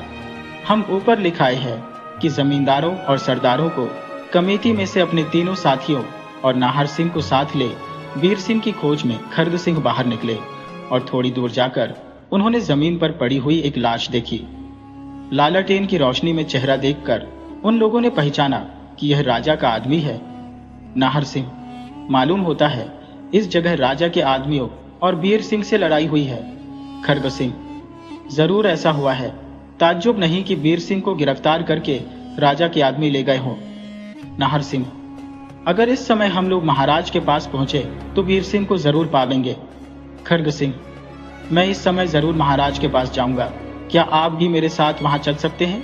नाहर सिंह, चलने में हर्ज ही क्या है, मैं ऐसा डरपोक नहीं हूं, और जब आप ऐसा मददगार मेरे साथ है तो मैं किसी को कुछ नहीं समझता, फिर मुझे वहां पहचानता ही कौन है। खर्ग सिंह, शाबाश, आपकी बहादुरी में कोई शक नहीं, मगर मैं इस समय वहां जाने की राय आपको नहीं दे सकता। क्या जाने कैसा मामला हो, आप इसी जगह कहीं ठहरे, मैं जाता हूं। अगर वीर सिंह वहां होंगे तो जरूर अपने साथ ले आऊंगा। कुछ सोचकर, मगर आपका यहाँ अकेले रहना भी मुनासिब नहीं। नाहर सिंह, इसकी चिंता आप न करें, मैं अकेला नहीं हूँ, मेरे साथी लोग इधर उधर छिपे लोग जरूर होंगे। खर्ग सिंह, अच्छा तो मैं अपने इन तीनों आदमियों को साथ लिए जाता हूँ। अपने तीनों आदमियों को साथ ले खर्ग सिंह राजमहल की तरफ रवाना हुए। वहां ड्योढ़ी पर के सिपाहियों ने राजा के हुक्म मुताबिक इन्हें रोका, मगर खर्ग सिंह ने किसी की कुछ न सुनी। ज्यादा हुज्जत करने का हौसला भी सिपाहियों को न हुआ, क्योंकि वे लोग जानते थे कि खर्ग सिंह नेपाल के सेनापति है। खर्ग सिंह धड़धड़ाते हुए दीवान खाने में चले गए और ठीक उस समय वहां पहुंचे जब राजा करण सिंह अपने दोनों मुसाहबों शंभू दत्त और स्वरूप सिंह के साथ बातें कर रहा था और 4 आदमी एक लाश उठाए हुए वहां पहुंचे थे। वह लाश वीर सिंह की ही थी और इस समय राजा के सामने रखी हुई थी। वीर सिंह मरा नहीं था, मगर बहुत ज्यादा जख्मी हो जाने के कारण बेहोश था। यकायक खर्ग सिंह को वहां पहुंचते देख राजा को ताज्जुब हुआ और वह कुछ हिचका। चेहरे पर खौफ की निशानी फैल गई। उसने बहुत जल्द अपने को संभाल लिया, उठकर बड़ी खातिरदारी के साथ खर्ग सिंह का इस्तकबाल किया और अपने पास बैठाकर बोला, देखिए, बड़ी मेहनत और परेशानी से अपने प्यारे लड़के के खूनी वीर सिंह को, जिसे शैतान नाहर सिंह छुड़ा ले गया था, मैंने फिर पाया है। खर्ग सिंह, खूनी के गिरफ्तार होने की मैं आपको बधाई देता हूँ। मैंने अच्छी तरह तहकीकात किया और निश्चय कर लिया कि वीर सिंह बड़ा ही शैतान और नमकहराम है। मैं अपने हाथ से इसका सिर काटूंगा। हाँ, मैं एक बात की और मुबारकबाद देता हूँ। राजा, वह क्या? खर्ग सिंह, आपके भारी दुश्मन नाहर सिंह को भी इस समय मैंने गिरफ्तार कर लिया। राजा खुश होकर, वाह वाह, ये बड़ा काम हुआ, इसके लिए मैं जन्म भर आपका एहसान मानूंगा। वह कहाँ है? खर्ग सिंह, सिपाहियों के पहरे में अपने लश्कर भेज दिया है। मैं मुनासिब समझता हूँ कि वीर सिंह को भी आप मेरे हवाले कीजिए और अपने आदमियों को हुक्म दीजिए कि इसे उठाकर मेरे डेरे में पहुंचा आवे। कल मैं एक दरबार करूंगा जिसमें यहाँ की कुल रियाया को हाजिर होने का हुक्म होगा। उसी में महाराज नेपाल की तरफ से आपको एक पदवी दी जाएगी और बिना कुछ ज्यादा पूछताछ किए इन दोनों को मैं अपने हाथ से मारूंगा। इसके सिवाय आपके 2-4 दुश्मन और भी हैं, उन्हें भी मैं उसी समय फांसी का हुक्म दूंगा। राजा, यह आपको कैसे मालूम हुआ कि मेरे और भी दुश्मन है? खर्ग सिंह, महाराज नेपाल ने जब मुझको इधर रवाना किया तो ताकीद कर दी थी कि करण सिंह की मदद करना और खोज खोज कर उनके दुश्मनों को मारना। हरिपुर की रियाया बड़ी बेईमान और चालबाज है। उन लोगों को चिढ़ाने के लिए मेरी तरफ से करण सिंह को यह पत्र और अधिराज की पदवी देना। उसी हुक्म के मुताबिक मैंने यहाँ पहुंचकर यहाँ के जमींदारों और सरदारों से मेल पैदा किया और उनकी गुप्त कमेटी में पहुंचा जो आपके विपक्ष में हुआ करती है। बस फिर आपके दुश्मनों का पता लगाना क्या कठिन रह गया? राजा हंसकर, आपने मेरे ऊपर बड़ी मेहरबानी की। मैं किसी तरह आपके हुक्म के खिलाफ नहीं कर सकता। आप मुझे अपना ताबेदार ही समझिए। क्या आप बता सकते हैं कि मेरे वे दुश्मन कौन है? खर्ग सिंह, इस समय मैं नाम न बताऊंगा। कल दरबार में आपके सामने ही सबों को कायल करके फांसी का हुक्म दूंगा। वे लोग भी ताज्जुब करेंगे कि किस तरह उनके दिल का भेद ले लिया गया। खर्ग सिंह जब यकायक दीवान खाने में राजा के सामने जा पहुंचे तो राजा बहुत ही घबराया और डरा, मगर उसने तुरंत अपने को संभाला और जी में सोचा कि खर्ग सिंह के साथ जाहिरदारी करनी चाहिए। अगर मौका देखूंगा तो इसी समय इन्हें भी खपाकर बखेरा तय करूंगा, किसी को कानो कान खबर भी ना होगी। उधर खर्ग सिंह के दिल में भी यकायक यही बात पैदा हुई। उसने सोचा कि मैं केवल 3 आदमी साथ लेकर यहाँ आ पहुंचा सो ठीक ना हुआ। कहीं ऐसा ना हो कि राजा मेरे साथ दगा करे, क्योंकि अभी थोड़ी ही देर हुई है। इस बात का पता लग चुका है कि कमेटी में एक आदमी राजा का पक्षपाती भी धोखा देकर घुसा हुआ है। उसकी जुबानी मेरी कुल कार्रवाई राजा को मालूम हो गई होगी। ताज्जुब नहीं कि वह इस समय दंगा करे।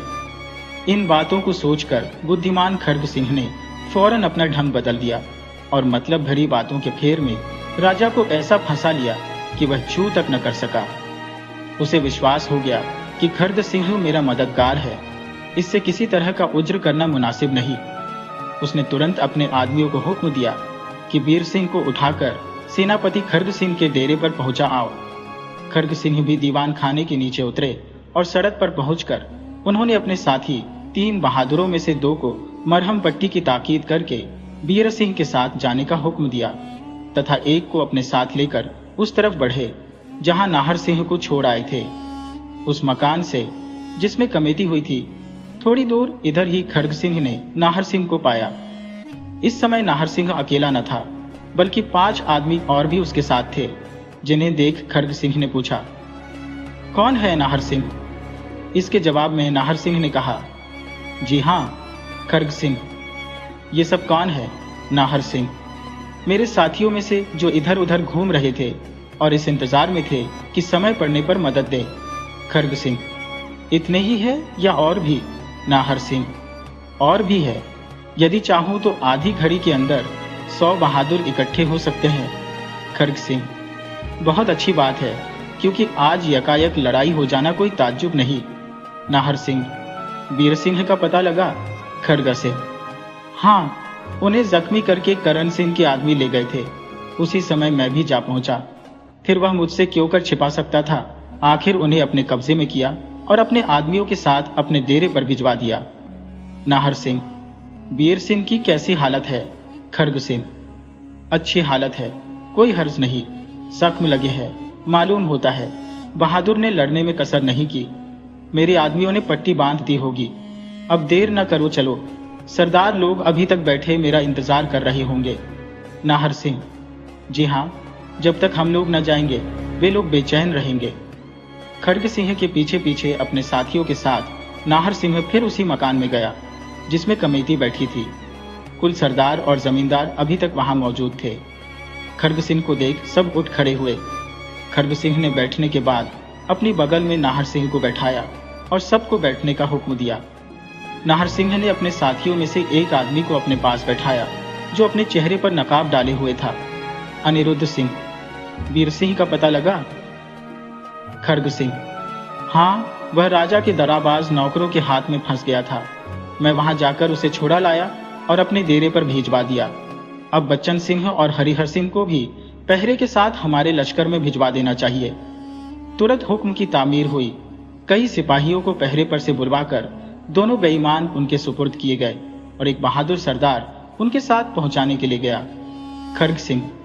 नाहर सिंह की तरफ देखकर, हाँ, तो करण सिंह का लड़का जीता है, उसे तुम दिखा सकते हो? नाहर सिंह। जी हाँ, उसके जीते रहने का एक सबूत तो मेरे पास इसी समय मौजूद है। खड़ग सिंह। वह क्या? नाहर सिंह ने एक पत्र कमर से निकालकर खड़ग सिंह के हाथ में दिया और पढ़ने के लिए कहा। यह वही चिट्ठी थी जो नदी में तैरते हुए रामदास को गिरफ्तार करने बाद उसकी कमर से नाहर सिंह ने पाई थी। इसे पढ़ते ही गुस्से से खड़ग सिंह की आंखें लाल हो गईं। खड़ग सिंह। बेशक यह कागज राजा के हाथ का लिखा हुआ है, फिर उसकी मोहर भी मौजूद है। इससे बढ़कर और किसी सबूत की हमें जरूरत नहीं। अब सूरज सिंह का पता न भी लगे तो कोई हर्ज नहीं। अनिरुद्ध सिंह के हाथ में चिट्ठी देकर, लो पढ़ो और बाकी सभी को भी पढ़ने को दो। एकाएक ही वह चिट्ठी सबों के हाथ में गई और सभी ने पढ़कर इस बात पर अपनी प्रसन्नता प्रकट की कि बीर सिंह निर्दोष निकला। अनिरुद्ध। खड़ग सिंह से, अब आपको मालूम हो गया कि हम लोगों की जो दरखास्त नेपाल गई थी वह व्यर्थ न थी। खड़ग सिंह। बेशक। नाहर सिंह की तरफ देखकर, हाँ, आपने कहा था कि बीर सिंह का असल हाल आप लोग नहीं जानते। वह कौन सा हाल है, क्या आप कह सकते हैं? नाहर सिंह। हाँ, मैं कह सकता हूं, यदि आप लोग दिल लगाकर सुने। खड़ग सिंह। जरूर सुनेंगे। नाहर सिंह ने करण सिंह और करण सिंह राठू का हाल और अपने बचने का सबब जो बीर सिंह से कहा था इस जगह खड़ग सिंह और सब सरदारों के सामने कह सुनाया। और इसके बाद बीर सिंह को कैद से छुड़ाने का हाल और अपनी बहन सुंदरी का भी वह पूरा हाल कहा जो तारा ने बाबा जी से बयान किया था। सुंदरी का हाल बहुत कुछ नाहर सिंह को पहले से ही मालूम था। बाकी हाल जो तारा ने बीर सिंह से कहा था वह बीर सिंह ने अपने बड़े भाई नाहर सिंह को सुनाया था। बीर सिंह यह नहीं जानता था कि उसकी स्त्री तारा ने जिस अहिल्या का हाल उससे कहा था वह उसकी बहन सुंदरी ही थी। जब बीर सिंह और नाहर सिंह में मुलाकात हुई और अपनी बहन सुंदरी का नाम नाहर सिंह से सुना, तब मालूम हुआ कि अहिल्या या सुंदरी ही वह बहन है। नाहर सिंह की जुबानी करण सिंह का किस्सा सुनकर सभी का जी बेचैन हो गया। आंखों में आंसू भरकर सबों ने लंबी सांसें ली और बेईमान करण सिंह राठौर को गालियां देने लगे। थोड़ी देर तक सबों के चेहरे पर उदासी छाई रही, मगर फिर क्रोध ने सबों का चेहरा लाल कर दिया और सबों ने दांत पीसकर कहा कि हम लोग ऐसे नालायक राजा की ताबेदारी नहीं कर सकते। हम लोग अपने हाथों से राजा को सजा देंगे और असली राजा करण सिंह के लड़के विजय सिंह नाहर सिंह को यहाँ की गद्दी पर बैठावेंगे। हम लोग चंदा करके रुपये बटोरेंगे और फौज तैयार करके विजय सिंह और वीर सिंह को सरदार बनावेंगे, इत्यादि इत्यादि। जोश में आकर बहुत सी बातें सरदारों ने कही और इसी समय खड़ग सिंह ने भी अपनी फौज के सहित जो नेपाल से साथ लाए थे वीर सिंह और नाहर सिंह की मदद करना कबूल किया। नाहर सिंह, मेरी बहन सुंदरी का हाल थोड़ा सा और बाकी है, जिसे आप चाहें तो सुन सकते हैं। यह हाल मुझे इनकी अपने बगल में बैठे हुए साथी की तरफ इशारा करके जुबानी मालूम हुआ है। सरदार, हाँ हाँ जरूर सुनेंगे। ये कौन है? नाहर सिंह, यह अपना हाल खुद आप लोगों से बयान करेंगे। खड़ग सिंह, मगर इनको चाहिए कि अपने चेहरे से नकाब हटा दें। नाहर सिंह के ये साथी महाशय जो उनके बगल में बैठे हुए थे वे ही बाबू साहब थे जो गोद में एक लड़के को लेकर सुंदरी से मिलने के लिए किले के अंदर तहखाने में गए थे। इन्हें पाठक अभी भूले ना होंगे।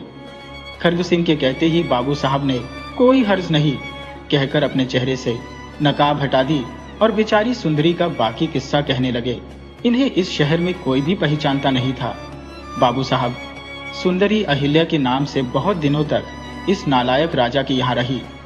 राजा की पाप भरी आंखों का अंदाज रानी को मालूम हो गया और उसने चुपके से सुंदरी को अपने नहर भेजकर बाप को कहला भेजा कि उसकी शादी करा दी जाए। सुंदरी की शादी मेरे साथ हो गई और वह बहुत दिनों तक मेरे घर में रही। एक लड़की और उसके बाद एक लड़का भी पैदा हुआ। तब तक राजा को सुंदरी का पता न लगा, मगर वह खोज लगाता ही रहा। आखिर मालूम होने पर उसने सुंदरी को चुरा मंगाया और उसके साथ जिस तरह का बर्ताव किया आप बहादुर विजय सिंह की जुबानी सुन ही चुके हैं। बेचारी लड़की जिस तरह से मारी गई उसे याद करने से कलेजा फटता है। सुंदरी को राजी करने के लिए राजा ने बहुत कुछ उद्योग किया, मगर उस बेचारी ने अपना धर्म न छोड़ा। आखिर राजा ने उसे गुप्त रीति से किले के अंदर के एक तहखाने में बंद किया और उसकी लड़की का खून एक कटोरे में भरकर और मसाले से जमाकर एक चौकी पर उसके सामने रख दिया, जिसमें वह दिन रात उसे देखा करे और कुढ़ा करे। आप लोग खूब समझ सकते हैं कि उस बेचारी की क्या हालत होगी और उस कटोरे भर खून की तरफ देख देख कर उसके दिल पर क्या गुजरती होगी। मगर वाह रे सुंदरी, फिर भी उसने अपना धर्म न छोड़ा। बाबू साहब ने इतना ही कहा था कि सबों के मुंह से वाह रे सुंदरी, शाबाश शाबाश, धर्म पर दृढ़ रहने वाली औरत तेरे ऐसी कोई काहे को होगी की आवाज आने लगी। बाबू साहब ने फिर कहना शुरू किया, बाबू साहब, जब सुंदरी कैद खाने में बेबस की गई तो कई लौंडियां उसकी हिफाजत के लिए छोड़ी गई। उनमें से एक लौंडी सुंदरी पर दया करके और अपनी जान पर खेल के वहां से निकल भागी। उसने मेरे पास पहुंचकर सब हाल कहा और अंत में उसने सुंदरी का यह संदेशा मुझे दिया कि लड़के को लेकर तुम्हें एक नजर देखने के लिए बुलाया है। जिस तरह बने आकर मिलो। सुंदरी का हाल सुन मेरा कलेजा फट गया। मैं इस शहर में आया और उससे मिलने का उद्योग करने लगा। इस फेर में बरस भर से ज्यादा बीत गया। बहुत सा रुपया खर्च किया और कई आदमियों को अपना पक्षपाती बनाया।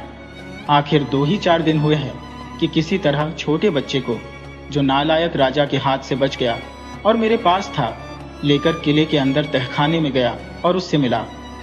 कैद खाने में उसकी जैसी अवस्था मैंने देखी, कह नहीं सकता। इत्तेफाक से उसी दिन नाहर सिंह ने वीर सिंह को कैद खाने से छुड़ाया था और ये हाल मुझे मालूम था, बल्कि वीर सिंह के छुड़ाने की खबर कई पहरे वालों को भी लग गई थी, मगर वे लोग राजा के दुश्मन और वीर सिंह के पक्षपाती हो रहे थे, इसलिए नाहर सिंह के काम में विघ्न न पड़ा। सुंदरी जानती थी कि वीर सिंह उसका भाई है, मगर राजा के जुल्म ने उसे हर तरह से मजबूर कर रखा था। वीर सिंह के कैद होने का हाल सुनकर सुंदरी और भी बेचैन हुई, मगर जब मैंने उसके छूटने का हाल कहा तो कुछ खुश हुई। मैं तहखाने में सुंदरी से बातचीत कर ही रहा था कि राजा का मुसाहब बेईमान हरि सिंह वहां जा पहुंचा। उस समय सुंदरी मेरी और अपनी जिंदगी से नाउम्मीद हो गई। आखिर हरि सिंह उसी समय मुझसे लड़कर मारा गया और मैं उसकी लाश एक कंबल में बांध और लड़के को एक लौंडी की गोद में दे और उसे साथ ले तहखाने के बाहर निकला और मैदान में पहुंचा। वहां नाहर सिंह के 2 आदमियों से मुलाकात हुई। मुझे नाहर सिंह तथा वीर सिंह से मिलने का बहुत शौक था और उन लोगों ने भी मुझे अपने साथ ले चलना मंजूर किया। आखिर हरि सिंह की लाश काट दी गई, लौंडी वापस कर दी गई और मैं लड़के को लेकर उन 2 आदमियों के साथ नाहर सिंह की तरफ रवाना हुआ। उसी समय राजा के कई सवार भी वहां आ पहुंचे जो नाहर सिंह की खोज में घोड़ा फेंकते उसी तरफ जा रहे थे। हम लोगों को तो डर हुआ कि अब गिरफ्तार हो जाएंगे, मगर ईश्वर ने बचाया। एक पुल के नीचे छिपकर हम लोग बच गए और नाहर सिंह और वीर सिंह से मिलने की नौबत आई। खर्ग सिंह, लड़का अब कहाँ है? बाबू साहब, नाहर सिंह की तरफ इशारा करके, इनके आदमियों के सुपुर्द है। खर्ग सिंह, तुम लोगों का हाल बड़ा ही दर्दनाक है, सुनने से कलेजा कांपता है, लेकिन अभी तक यह नहीं मालूम हुआ कि बेचारी तारा कहाँ है और उस पर क्या बीती। नाहर सिंह, तारा का हाल मुझे मालूम है, मगर मैंने अभी तक वीर सिंह से नहीं कहा।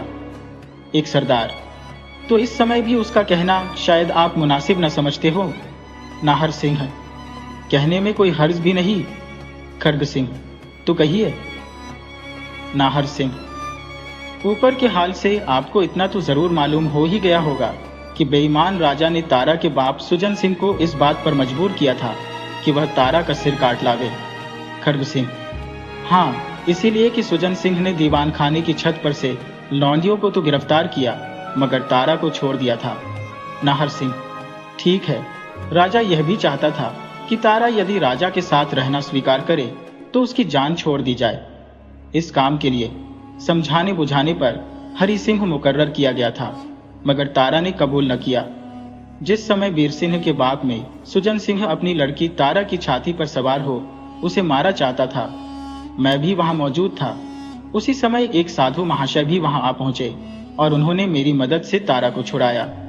इस समय तारा उन्हीं के यहाँ है। खर्ग सिंह, आपने एक साधु फकीर की हिफाजत में तारा को क्यों छोड़ दिया? उस साधु का क्या भरोसा?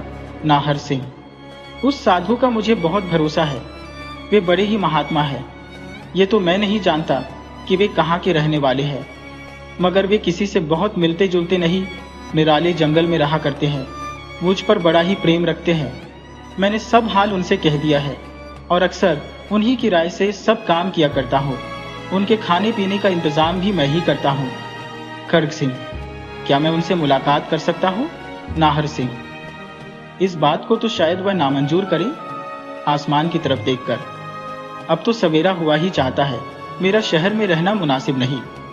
खर्ग सिंह, अगर आप मेरे यहाँ रहें तो कोई हर्ज भी नहीं है। नाहर सिंह, ठीक है, मगर ऐसा करने से कुछ विशेष लाभ भी नहीं है।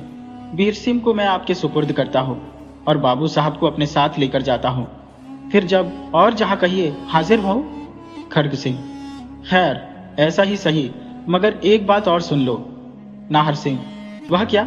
खर्ग सिंह, उस समय जब मैं वीर सिंह को छुड़ाने के लिए राजा के पास गया था तो समयानुसार मुनासिब समझकर उसी के मतलब की बातें की थी। मैं कह आया था कि कल एक आम दरबार करूंगा और तुम्हारे दुश्मनों तथा वीर सिंह को फांसी का हुक्म दूंगा। उसी दरबार में महाराज नेपाल की तरफ से तुमको अधिराज की पदवी भी दी जाएगी। ये बात मैंने कई मतलबों से कही थी, इस बारे में तुम्हारी क्या राय है? नाहर सिंह, बात तो बहुत अच्छी है, इस दरबार में बड़ा मजा रहेगा, कई तरह के गुल खिलेंगे, मगर साथ ही इसके फसाद भी खूब मचेगा। ताज्जुब नहीं कि राजा बिगड़ जाए और लड़ाई हो पड़े। इससे मेरी राय है कि कल का दिन आप टाल दें और लड़ाई का पूरा बंदोबस्त कर लें। इस बीच मैं भी अपने को हर तरह से दुरुस्त कर लूंगा। खर्ग सिंह और सरदारों की तरफ देखकर, आप लोगों की क्या राय है? सरदार, नाहर सिंह का कहना बहुत ठीक है, हम लोगों को लड़ाई के लिए तैयार होकर ही दरबार में जाना चाहिए। हम लोग भी अपने सिपाहियों की दुरुस्ती करना चाहते हैं, कल का दिन टल जाए तभी अच्छा है। खर्ग सिंह, खैर ऐसा ही सही। गुप्त रीति से राय के तौर पर 2-4 बातें और करने के बाद दरबार बर्खास्त किया गया। बाबू साहब को साथ लेकर नाहर सिंह चला गया। सरदार लोग भी अपने अपने घर की तरफ रवाने हुए। खड्ग सिंह अपने डेरे पर आए और वीर सिंह को होश में पाया। उनसे सब हाल कहां सुना और उनका इलाज कराने लगे। खड्ग सिंह जब राजा करण सिंह के दीवान खाने में गए और राजा से बातचीत करके वीर सिंह को छोड़ा लाए, तो उसी समय अर्थात जब खड्ग सिंह दीवान खाने से रवाना हुए, तभी राजा के मुसाहबों में स्वरूप सिंह चुपचाप खड्ग सिंह के पीछे पीछे रवाना हुआ वहां तक आया जहां सड़क पर खड्ग सिंह और नाहर सिंह में मुलाकात हुई थी। और खड्ग सिंह ने पुकार कर पूछा था, कौन है नाहर सिंह?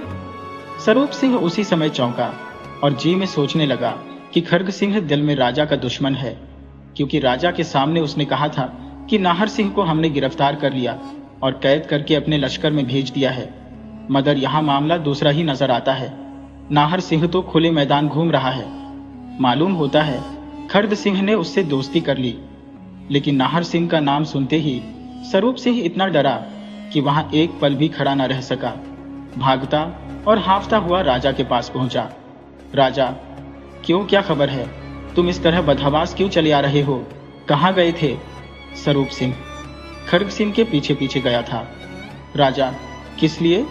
स्वरूप सिंह, जिसमें मालूम करूं कि वह कहाँ जाता है और सच्चा है या झूठा। राजा, तो फिर क्या देखा? स्वरूप सिंह, वह बड़ा ही भारी बेईमान और झूठा है। उसने आपको पूरा धोखा दिया और नाहर सिंह के गिरफ्तार करने की बात भी बिल्कुल झूठ कही। नाहर सिंह खुले मैदान घूम रहा है, बल्कि खड्ग सिंह और उसमें दोस्ती मालूम पड़ती है। जिस मकान में दुश्मनों की कमेटी होती है, उसके पास ही खड्ग सिंह नाहर सिंह से मिला, जो कई आदमियों को साथ लिए वहां खड़ा था, और बातचीत करता हुआ उसके साथ ही कमेटी वाले मकान में चला गया। राजा, तुमने कैसे जाना कि यह नाहर सिंह है? स्वरूप सिंह, खड्ग सिंह ने नाम लेकर पुकारा और दोनों में बातचीत हुई। राजा, क्या वीर सिंह को लिए हुए खड्ग सिंह वहां गया था? स्वरूप सिंह, नहीं, उसने वीर सिंह को तो अपने आदमियों के साथ करके अपने डेरे पर भेज दिया और आप उस तरफ चला गया था। राजा, तो बेईमान ने मुझे पूरा धोखा दिया। स्वरूप सिंह, बेशक। राजा, अफसोस, यहाँ अच्छे मौके पर आया था। अगर मैं चाहता तो उसी वक्त काम तमाम कर देता और किसी को खबर भी ना होती। स्वरूप सिंह, इस समय खड्ग सिंह नाहर सिंह को साथ लेकर उस मकान में गया है जिसमें कमेटी हो रही है। अगर आप 100 आदमी मेरे साथ दें तो मैं अभी वहां जाकर दुश्मनों को गिरफ्तार कर लूं। राजा, पागल भया है। रियाया के दिल में जो कुछ थोड़ा बहुत खौफ बना है वह भी जाता रहेगा। इसी समय शहर में बलवा हो जाएगा और फिर कुछ करते धरते न बन पड़ेगा। पहले अपना पैर मजबूत कर लेना चाहिए। तुम तो चुपचाप बिना मुझसे कुछ कहे खड्ग सिंह के पीछे पीछे चले गए थे, मगर मैंने खुद शंभुदत्त को उसके पीछे भेजा है। देखें वह क्या खबर लाता है। वहां आले तो कोई बात पक्की की जाए। अफसोस, मैं धोखे में आ गया। थोड़ी देर तक इन दोनों में बातचीत होती रही। स्वरूप सिंह के आधे घंटे बाद शंभुदत्त भी आ पहुंचा। वह भी बदहवास और परेशान था। राजा, क्या खबर है? शंभुदत्त, खबर क्या पूरी चालबाजी खेली गई? खड्ग सिंह ने धोखा दिया। वीर सिंह को तो अपने आदमियों के साथ अपने डेरे पर भेज दिया और आप सीधे उस मकान में पहुंचा जिसमें दुश्मनों की कमेटी हुई थी। नाहर सिंह रास्ते में मिला, उसे अपने साथ लेता गया। राजा, खैर, इतना हाल तो हमें स्वरूप सिंह की जुबानी मालूम हो गया। इससे ज्यादा तुम क्या खबर लाए? शंभुदत्त, यह स्वरूप सिंह को कैसे मालूम हुआ? राजा, स्वरूप सिंह खुद खड्ग सिंह के पीछे गया था, जिसकी मुझे खबर न थी। शंभुदत्त, अच्छा, तो मैं एक खबर और भी लाया हूं। राजा, वह क्या? शंभुदत्त, बच्चन सिंह गिरफ्तार हो गया और हरिहर सिंह के हाथ में भी हथकड़ी पड़ गई। राजा, चौंक कर, क्या ऐसी बात है? शंभुदत्त, जी हां। राजा, इतनी बड़ी जिरहाई किसने की? शंभुदत्त, सिवाय खड्ग सिंह के इतनी बड़ी मजाल किसकी थी? राजा, अब वे दोनों कहाँ हैं? शंभुदत्त, खड्ग सिंह के लश्कर में गए। उनके आदमी भी साथ थे। लश्कर के पास तक मैं पीछे पीछे गया, फिर लौट आया। राजा, अब तो बात हद से ज्यादा हो गई, जोश में आकर। खैर, क्या हर्ज है, समझ लूंगा। उन कमबख्तों को मैं कब छोड़ने वाला हूं। अब तो खड्ग सिंह पर भी खुल्लम खुल्ला इल्जाम लगाने का मौका मिला। अच्छा, सेनापति को बुलाओ, बहुत जल्द हाजिर करो। शंभुदत्त, बहुत खूब। राजा, नहीं नहीं, ठहरो, आने जाने में देर होगी, मैं खुद चलता हूँ, तुम दोनों भी मेरे साथ चलो। शंभू दत्ता, जो हुक्म। राजा ने अपने कपड़े दुरुस्त किए, हरबे लगाए और चल खड़ा हुआ। दोनों मुसाहब उसके साथ हुए। वह सदर ड्योढ़ी पर पहुंचा, 3 सवारों के घोड़े ले लिए और उन्हीं पर सवार होकर तीनों आदमी उस तरफ रवाना हुए जिधर राजा की फौज रहती थी। घोड़े फेंकते हुए ये तीनों आदमी बहुत जल्द वहां पहुंचे और सेनापति के बंगले के पास आकर खड़े हो गए। सेनापति को राजा के आने की खबर की गई। वह बेमौके रोजा के आने पर, जो एक नई बात थी, ताज्जुब करके घबराया हुआ बाहर निकल आया और हाथ जोड़कर राजा के पास खड़ा हो गया। राजा और उसके मुसाहब घोड़े से नीचे उतरे और सेनापति के साथ बंगले के अंदर चले गए। वहां के पहरे वालों ने घोड़ा थाम लिया। घंटे भर तक ये लोग बंगले के अंदर रहे। न मालूम क्या क्या बातें होती रही और किस किस तरह का बंदोबस्त इन लोगों ने विचारा। खैर, जो कुछ होगा मौके पर ही देखा जाएगा। घंटे भर बाद राजा बंगले के बाहर निकला और मुसाहबों के साथ अपने घर पहुंचा। सुबह की सफेदी आसमान पर फैल चुकी थी। वह रात भर का जागा हुआ था, आंखें भारी हो रही थी। पलंग पर जाते ही नींद जा गई और पहर दिन चढ़ी तक सोया रहा। जब करण सिंह राठौर की आंख खुली तो वह बहुत उदास था। उसके जी की बेचैनी बढ़ती ही जाती थी। रात की बातें एक पल के लिए उसके दिल से दूर न होती थी। थोड़ी देर तक वह किसी सोच विचार में बैठा रहा। आखिर उठा और जरूरी कामों से छुट्टी पा स्नान भोजन कर दीवान खाने में जा बैठा। अपने मुसाहबों को, जो पूरे बेईमान और हरामजादे थे, तलब किया और जब वे लोग आ गए तो खरग सिंह के नाम की एक चिट्ठी लिखी जिसमें यह पूछा कि आपने आज दरबार करने के लिए कहा था, सो किस समय होगा। इस चिट्ठी का जवाब लाने के लिए स्वरूप सिंह को कहा और वह राजा से विदा हो खरग सिंह की तरफ रवाना हुआ। इस समय खरग सिंह अपने डेरे में बैठे यहाँ के बड़े बड़े रईसों और सरदारों से बातचीत कर रहे थे जब दरबान ने हाजिर होकर अर्ज किया कि राजा का एक मुसाहब स्वरूप सिंह मिलने के लिए आया है। खरग सिंह ने उसके हाजिर होने का हुक्म दिया। स्वरूप सिंह हाजिर हुआ तो रईसों और सरदारों को बैठे हुए देखकर कुड़ गया, मगर लाचार था क्योंकि कुछ कर नहीं सकता था। राजा की चिट्ठी खरग सिंह के हाथ में दी और उन्होंने पढ़कर यह जवाब लिखा, जहां तक मैं समझता हूं आज दरबार करना मुनासिब न होगा क्योंकि अभी तक इस बात की खबर शहर में नहीं की गई। इससे मैं चाहता हूं कि दरबार का दिन कल मुकर्रर किया जाए और आज इस बात की पूरी मुनादी करा दी जाए। दरबार का समय रात को और स्थान आपका बड़ा बाग उचित होगा। दरबार में केवल यहाँ के रईस और सरदार लोग ही बुलाए जाए। खरग सिंह चिट्ठी का जवाब लेकर स्वरूप सिंह राजा के पास हाजिर हुआ और जो कुछ वहां देखा था अर्ज करने के बाद खरग सिंह की चिट्ठी राजा के हाथ में दी। चिट्ठी पढ़ने के बाद थोड़ी देर तक राजा चुपचाप रहा और फिर बोला, राजा, अब तो खरग सिंह के हर एक काम में भेद मालूम होता है। दरबार का दिन कल मुकर्रर किया गया, ये तो मेरे लिए भी अच्छा है, मगर समय रात का और स्थान बाग, इसका क्या सबब। स्वरूप सिंह, किसी के दिल का हाल क्यों कर मालूम हो, मगर यह तो साफ जानता हो कि उसकी नीयत खराब है। जरूर वह भी अपने लिए कोई बंदोबस्त करना चाहता है। राजा, खैर, जो कुछ होगा देखा जाएगा। मुनादी के लिए हुक्म दे दो, हम भी अपने को बहादुर लगाते हैं, यकायकी डरने वाले नहीं। हाँ, इतना होगा कि बाद में हमारी फौज न जा सकेगी, खैर बाहर ही रहेगी। स्वरूप सिंह, उसने वहां एक सिंहासन भेजने के वास्ते भी कहा है, शायद पदवी देने के बाद आप उस पर बैठाए जाएंगे। राजा, हाँ, उन सब चीजों का जाना तो बहुत ही जरूरी है क्योंकि इस बात का निश्चय कोई भी नहीं कर सकता कि कल क्या होगा और उसकी तरफ से क्या क्या रंग रचे जाएंगे। मगर इतना खूब समझे रखना कि कर्ण सिंह उन शैतानों से नावाकिफ नहीं है और ऐसा कमजोर भोला या बुज़दिल भी नहीं है कि जिसका जी चाहे यकायकी धोखा दे जाए या खम ठोक कर मुकाबला करके अपना काम निकाल ले। रात पहर भर जा चुकी है। खरग सिंह अपने मकान में बैठे इस बात पर विचार कर रहे हैं कि कल दरबार में क्या क्या किया जाएगा। यहाँ के 10-20 सरदारों के अतिरिक्त खरग सिंह के पास ही नाहर सिंह, बीर सिंह और बाबू साहब भी बैठे हैं। खरग सिंह, बस यही राय ठीक है। दरबार में अगर राजा के आदमियों से हमारे खैरख्वाह सरदार लोग गिनती में कम भी रहेंगे तो कोई हर्ज नहीं। नाहर सिंह, जिस समय गरज कर मैं अपना नाम कहूंगा, राजा की आधी जान तो उसी समय निकल जाएगी। फिर कसूरवार आदमी का हौसला ही कितना बड़ा, उसकी आधी हिम्मत तो उसी समय जाती रहती है जब उसके दोष उसे याद दिलाए जाते हैं। एक सरदार, हम लोगों ने भी यही सोच रखा है कि या तो अपने को हमेशा के लिए उस दुष्ट राजा की ताबेदारी से छुड़ाएंगे या फिर लड़कर जान ही दे देंगे। नाहर सिंह, ईश्वर चाहे तो ऐसी नौबत नहीं आवेगी और सहज ही में सब काम हो जाएगा। राजा की जान लेना ये तो कोई बड़ी बात नहीं।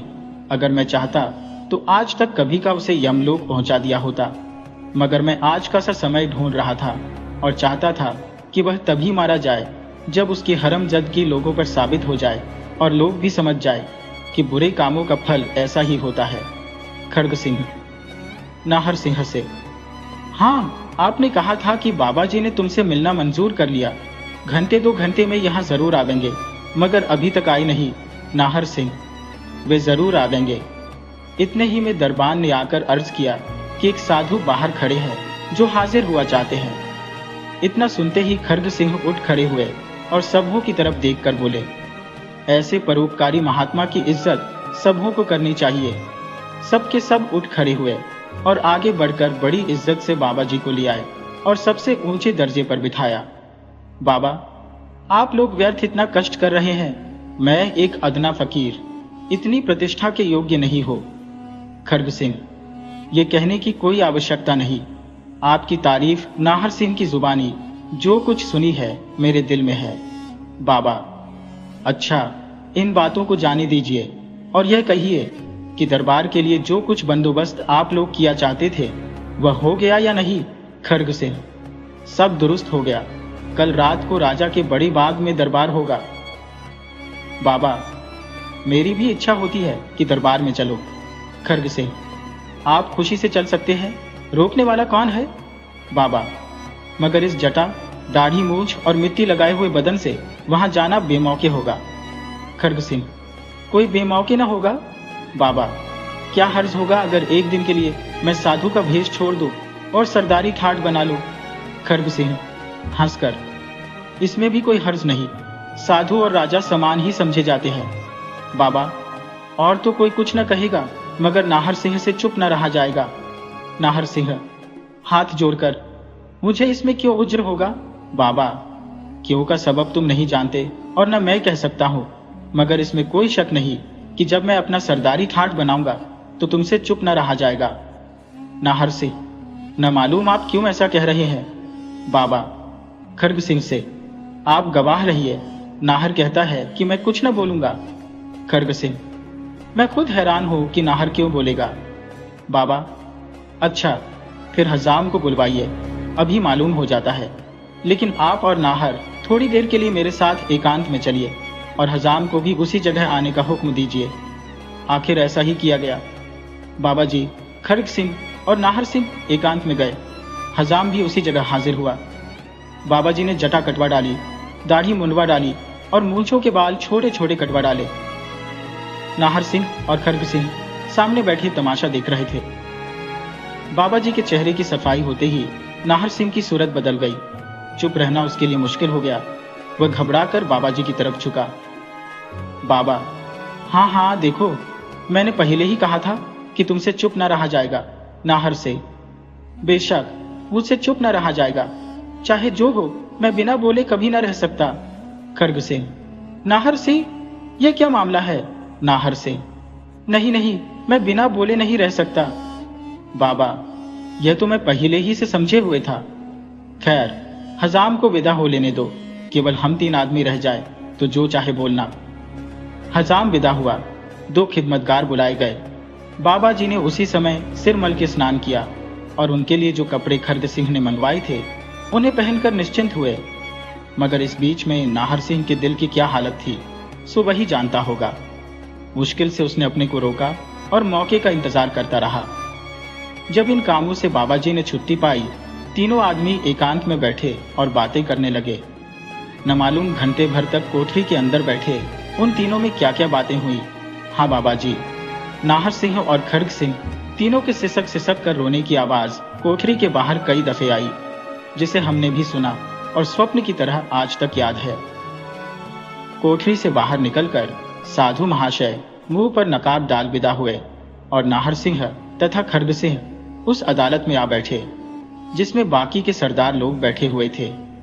सरदारों ने पूछा कि बाबा जी कहाँ गए और उनकी ताज्जुब भरी बातों का क्या नतीजा निकला। इसके जवाब में खड्ग सिंह ने कहा कि बाबा जी इस समय तो चले गए, मगर कह गए हैं कि मेरे पेट में जो जो बातें भेद के तौर पर जमा है वे कल दरबार में जाहिर हो जाएंगी, इसलिए मेरे साथ आप लोगों को भी उनका हाल कल ही मालूम होगा। आधी रात तक ये लोग बैठे बातचीत करते रहे। इसके बाद अपने अपने घर की तरफ रवाना हुए। हरिपुर के राजा करण सिंह राठू का बाग बड़ी तैयारी से सजाया गया। रोशनी के सबब दिन की तरह उजाला हो रहा था। बाग की हर एक रविश पर रोशनी की गई थी। बाहर की रोशनी का इंतजाम भी बहुत अच्छा था। बाग के फाटक से लेकर किले तक, जो एक कोस के लगभग होगा, सड़क के दोनों तरफ गंज की रोशनी थी। हजारों आदमी आ जा रहे थे। शहर में हर तरफ इस दरबार की धूम थी।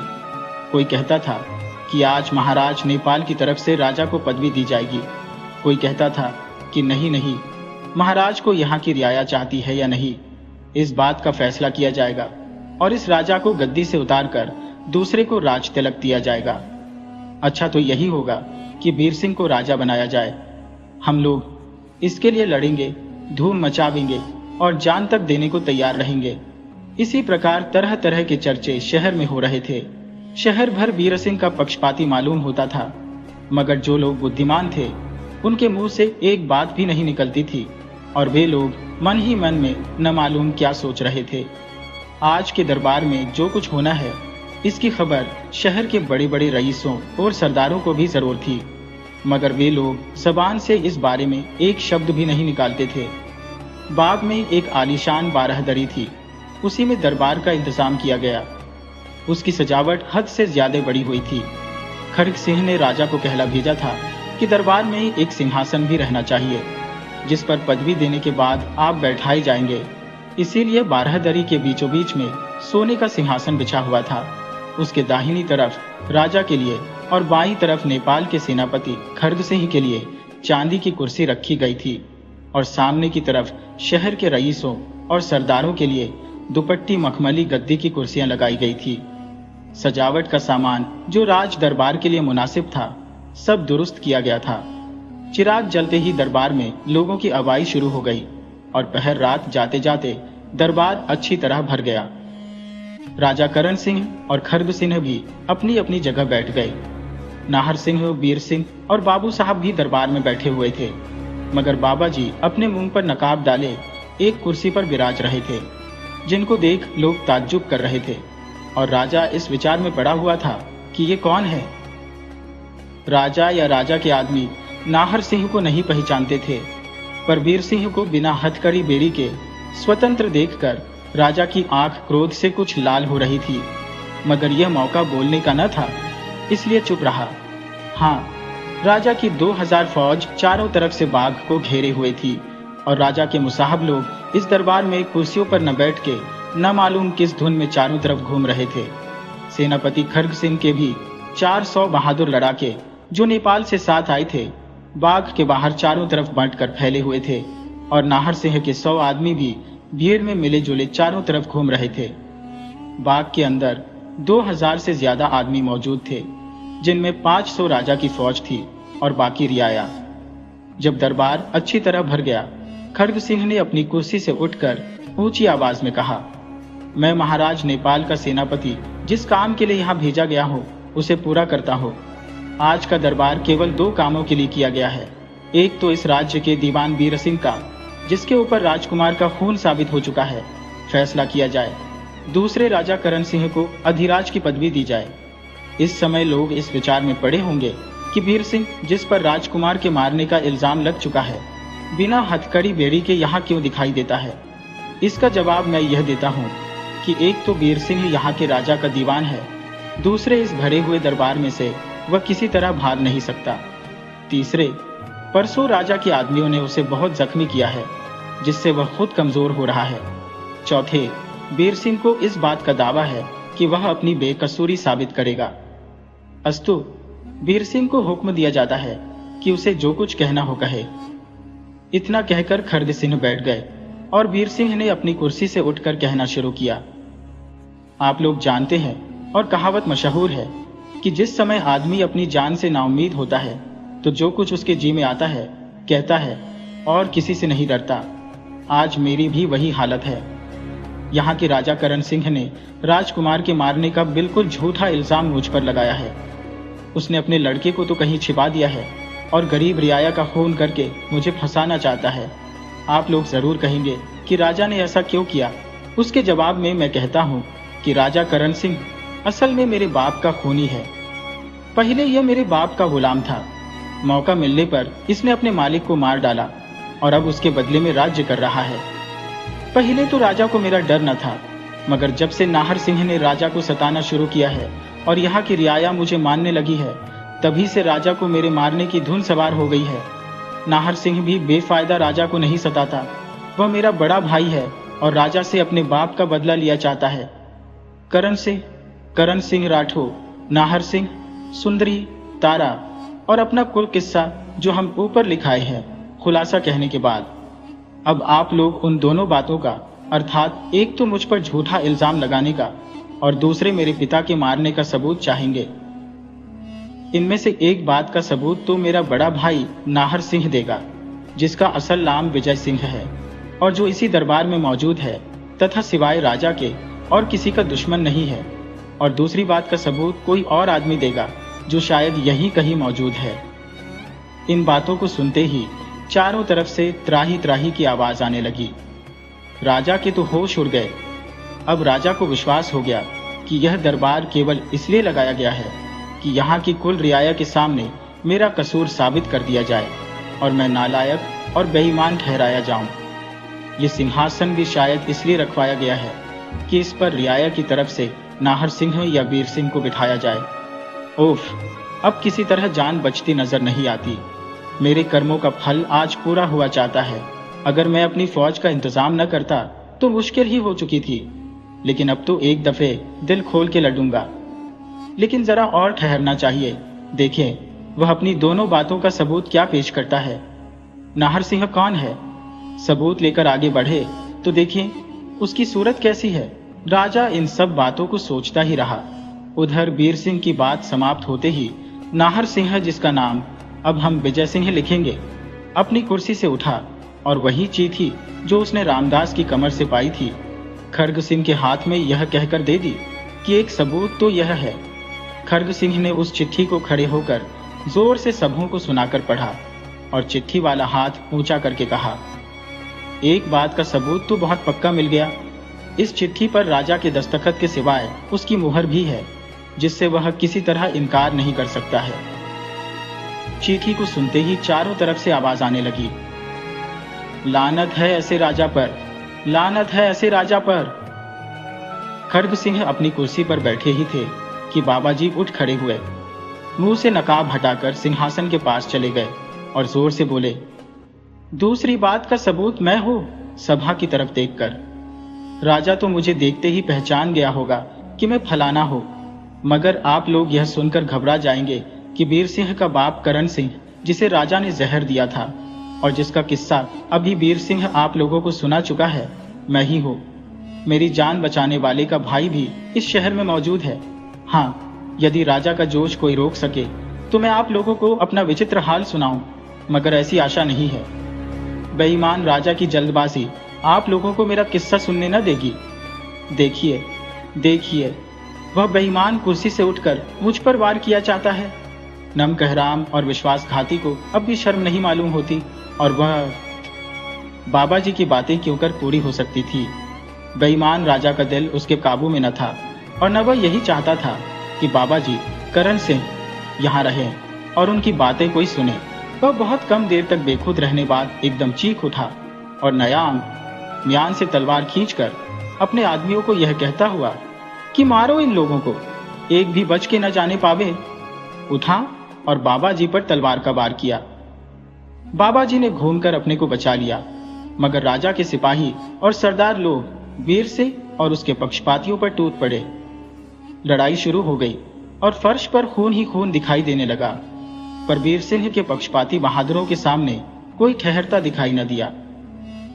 राजा करण सिंह के बहुत से आदमी वहां मौजूद थे और 2000 फौज भी बाहर खड़ी थी, जिसका अफसर इसी दरबार में था, मगर बिल्कुल बेकाम।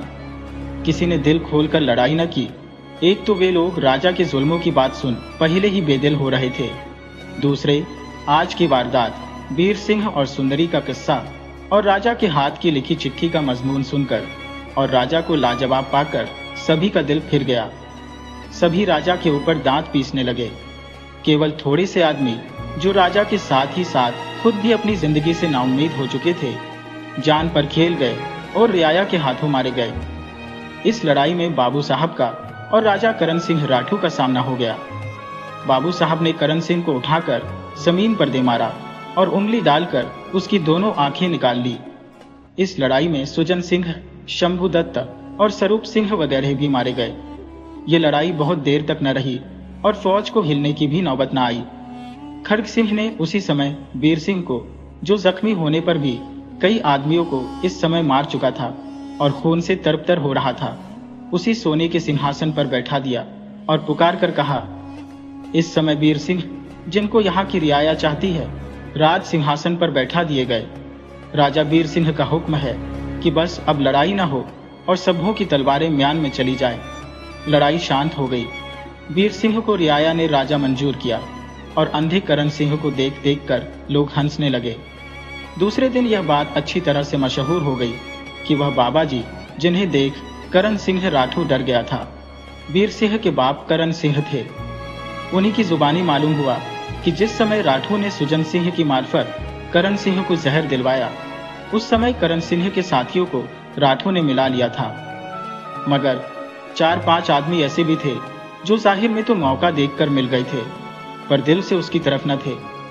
जिस समय जहर के असर से करण सिंह बेहोश हो गए, उस समय जान निकलने के पहले ही उनके मरने का घुल मचाकर राठौर ने उन्हें जमीन में गड़वा दिया और तुरंत वहां से कूच कर गया था। राठौर के कूच करते ही धनी सिंह नामी एक राजपूत अपने नौकरों को साथ लेकर जानबूझ के पीछे रह गया। उसने जमीन खोदकर करण सिंह को निकाला और उनकी जान बचाई। जहर के असर ने 5 बरस तक करण सिंह को चारपाई पर डाल रखा। वे 5 बरस तक दूसरे शहर में रहे और फिर फकीर हो गए, मगर राठौर की फिक्र में लगे रहे। जब नाहर सिंह का नाम मशहूर हुआ, तब हरिपुर के पास ही जंगल में आ बसे और नाहर सिंह से मुलाकात पैदा की, मगर अपना नाम न बताया। करण सिंह को बचाने वाला धनी सिंह तो मर गया था, मगर उसका छोटा भाई अनिरुद्ध सिंह रईसों और सरदारों की कमेटी में इसका नाम आ चुका है।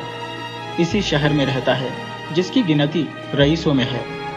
उसको भी इनमें की बहुत सी बातें मालूम है और वह हमेशा वीर सिंह का पक्षपाती रहा, मगर समय पर ध्यान देकर करण सिंह का हाल उसने किसी से न कहा। आज बड़ी खुशी का दिन है कि करण सिंह ने अपने दोनों लड़के, लड़की और दामाद को नाती सहित पाया और छोटे लड़के को राज सिंहासन पर देखा। इस जगह लोग पूछ सकते हैं कि करण सिंह सिंहासन पर क्यों नहीं बैठे, या बड़े भाई के रहते छोटे भाई को गद्दी क्यों दी गई। इसके लिए थोड़ा सा यह लिख देना जरूरी है कि जब करण सिंह, खड़ग सिंह और विजय सिंह एकांत में मिले थे, तो इस विषय की बातचीत हो चुकी थी। करण सिंह ने राज्य करने से इनकार किया था। विजय सिंह ने भी कबूल नहीं किया और कहा कि अभी तक मेरी शादी नहीं हुई और न शादी करूंगा ही। अस्तु यह बात पहले ही से पक्की हो चुकी थी कि वीर सिंह को गद्दी दी जाए। राजमहल से राठौर के वे रिश्तेदार जिन्होंने वीर सिंह की शरण चाही, निकाल कर दूसरे मकान में रख दिए गए और उनके खाने पीने का बंदोबस्त कर दिया गया। अब राजमहल में वही सुंदरी जो तहखाने के अंदर कैद रहकर मुसीबत के दिन काटती थी, और तारा जो असली करण सिंह बाबा जी के कब्जे में थी, रहने लगी। मगर राठौर के लड़के सूरज सिंह का कहीं पता न लगा। न मालूम वह किसके यहाँ भेज दिया गया था या किस जगह छिपा कर रखा गया था। रामदास ने आत्महत्या की। आंखों की तकलीफ से 5 ही 7 दिन में राठौर यमलोक की तरफ चल बसा और वीर सिंह ने बड़ी नेकनामी से राज्य चलाया।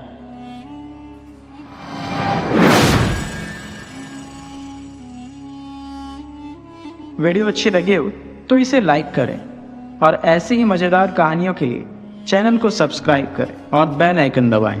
ज़्यादा से ज़्यादा अपने दोस्तों को शेयर करें। धन्यवाद।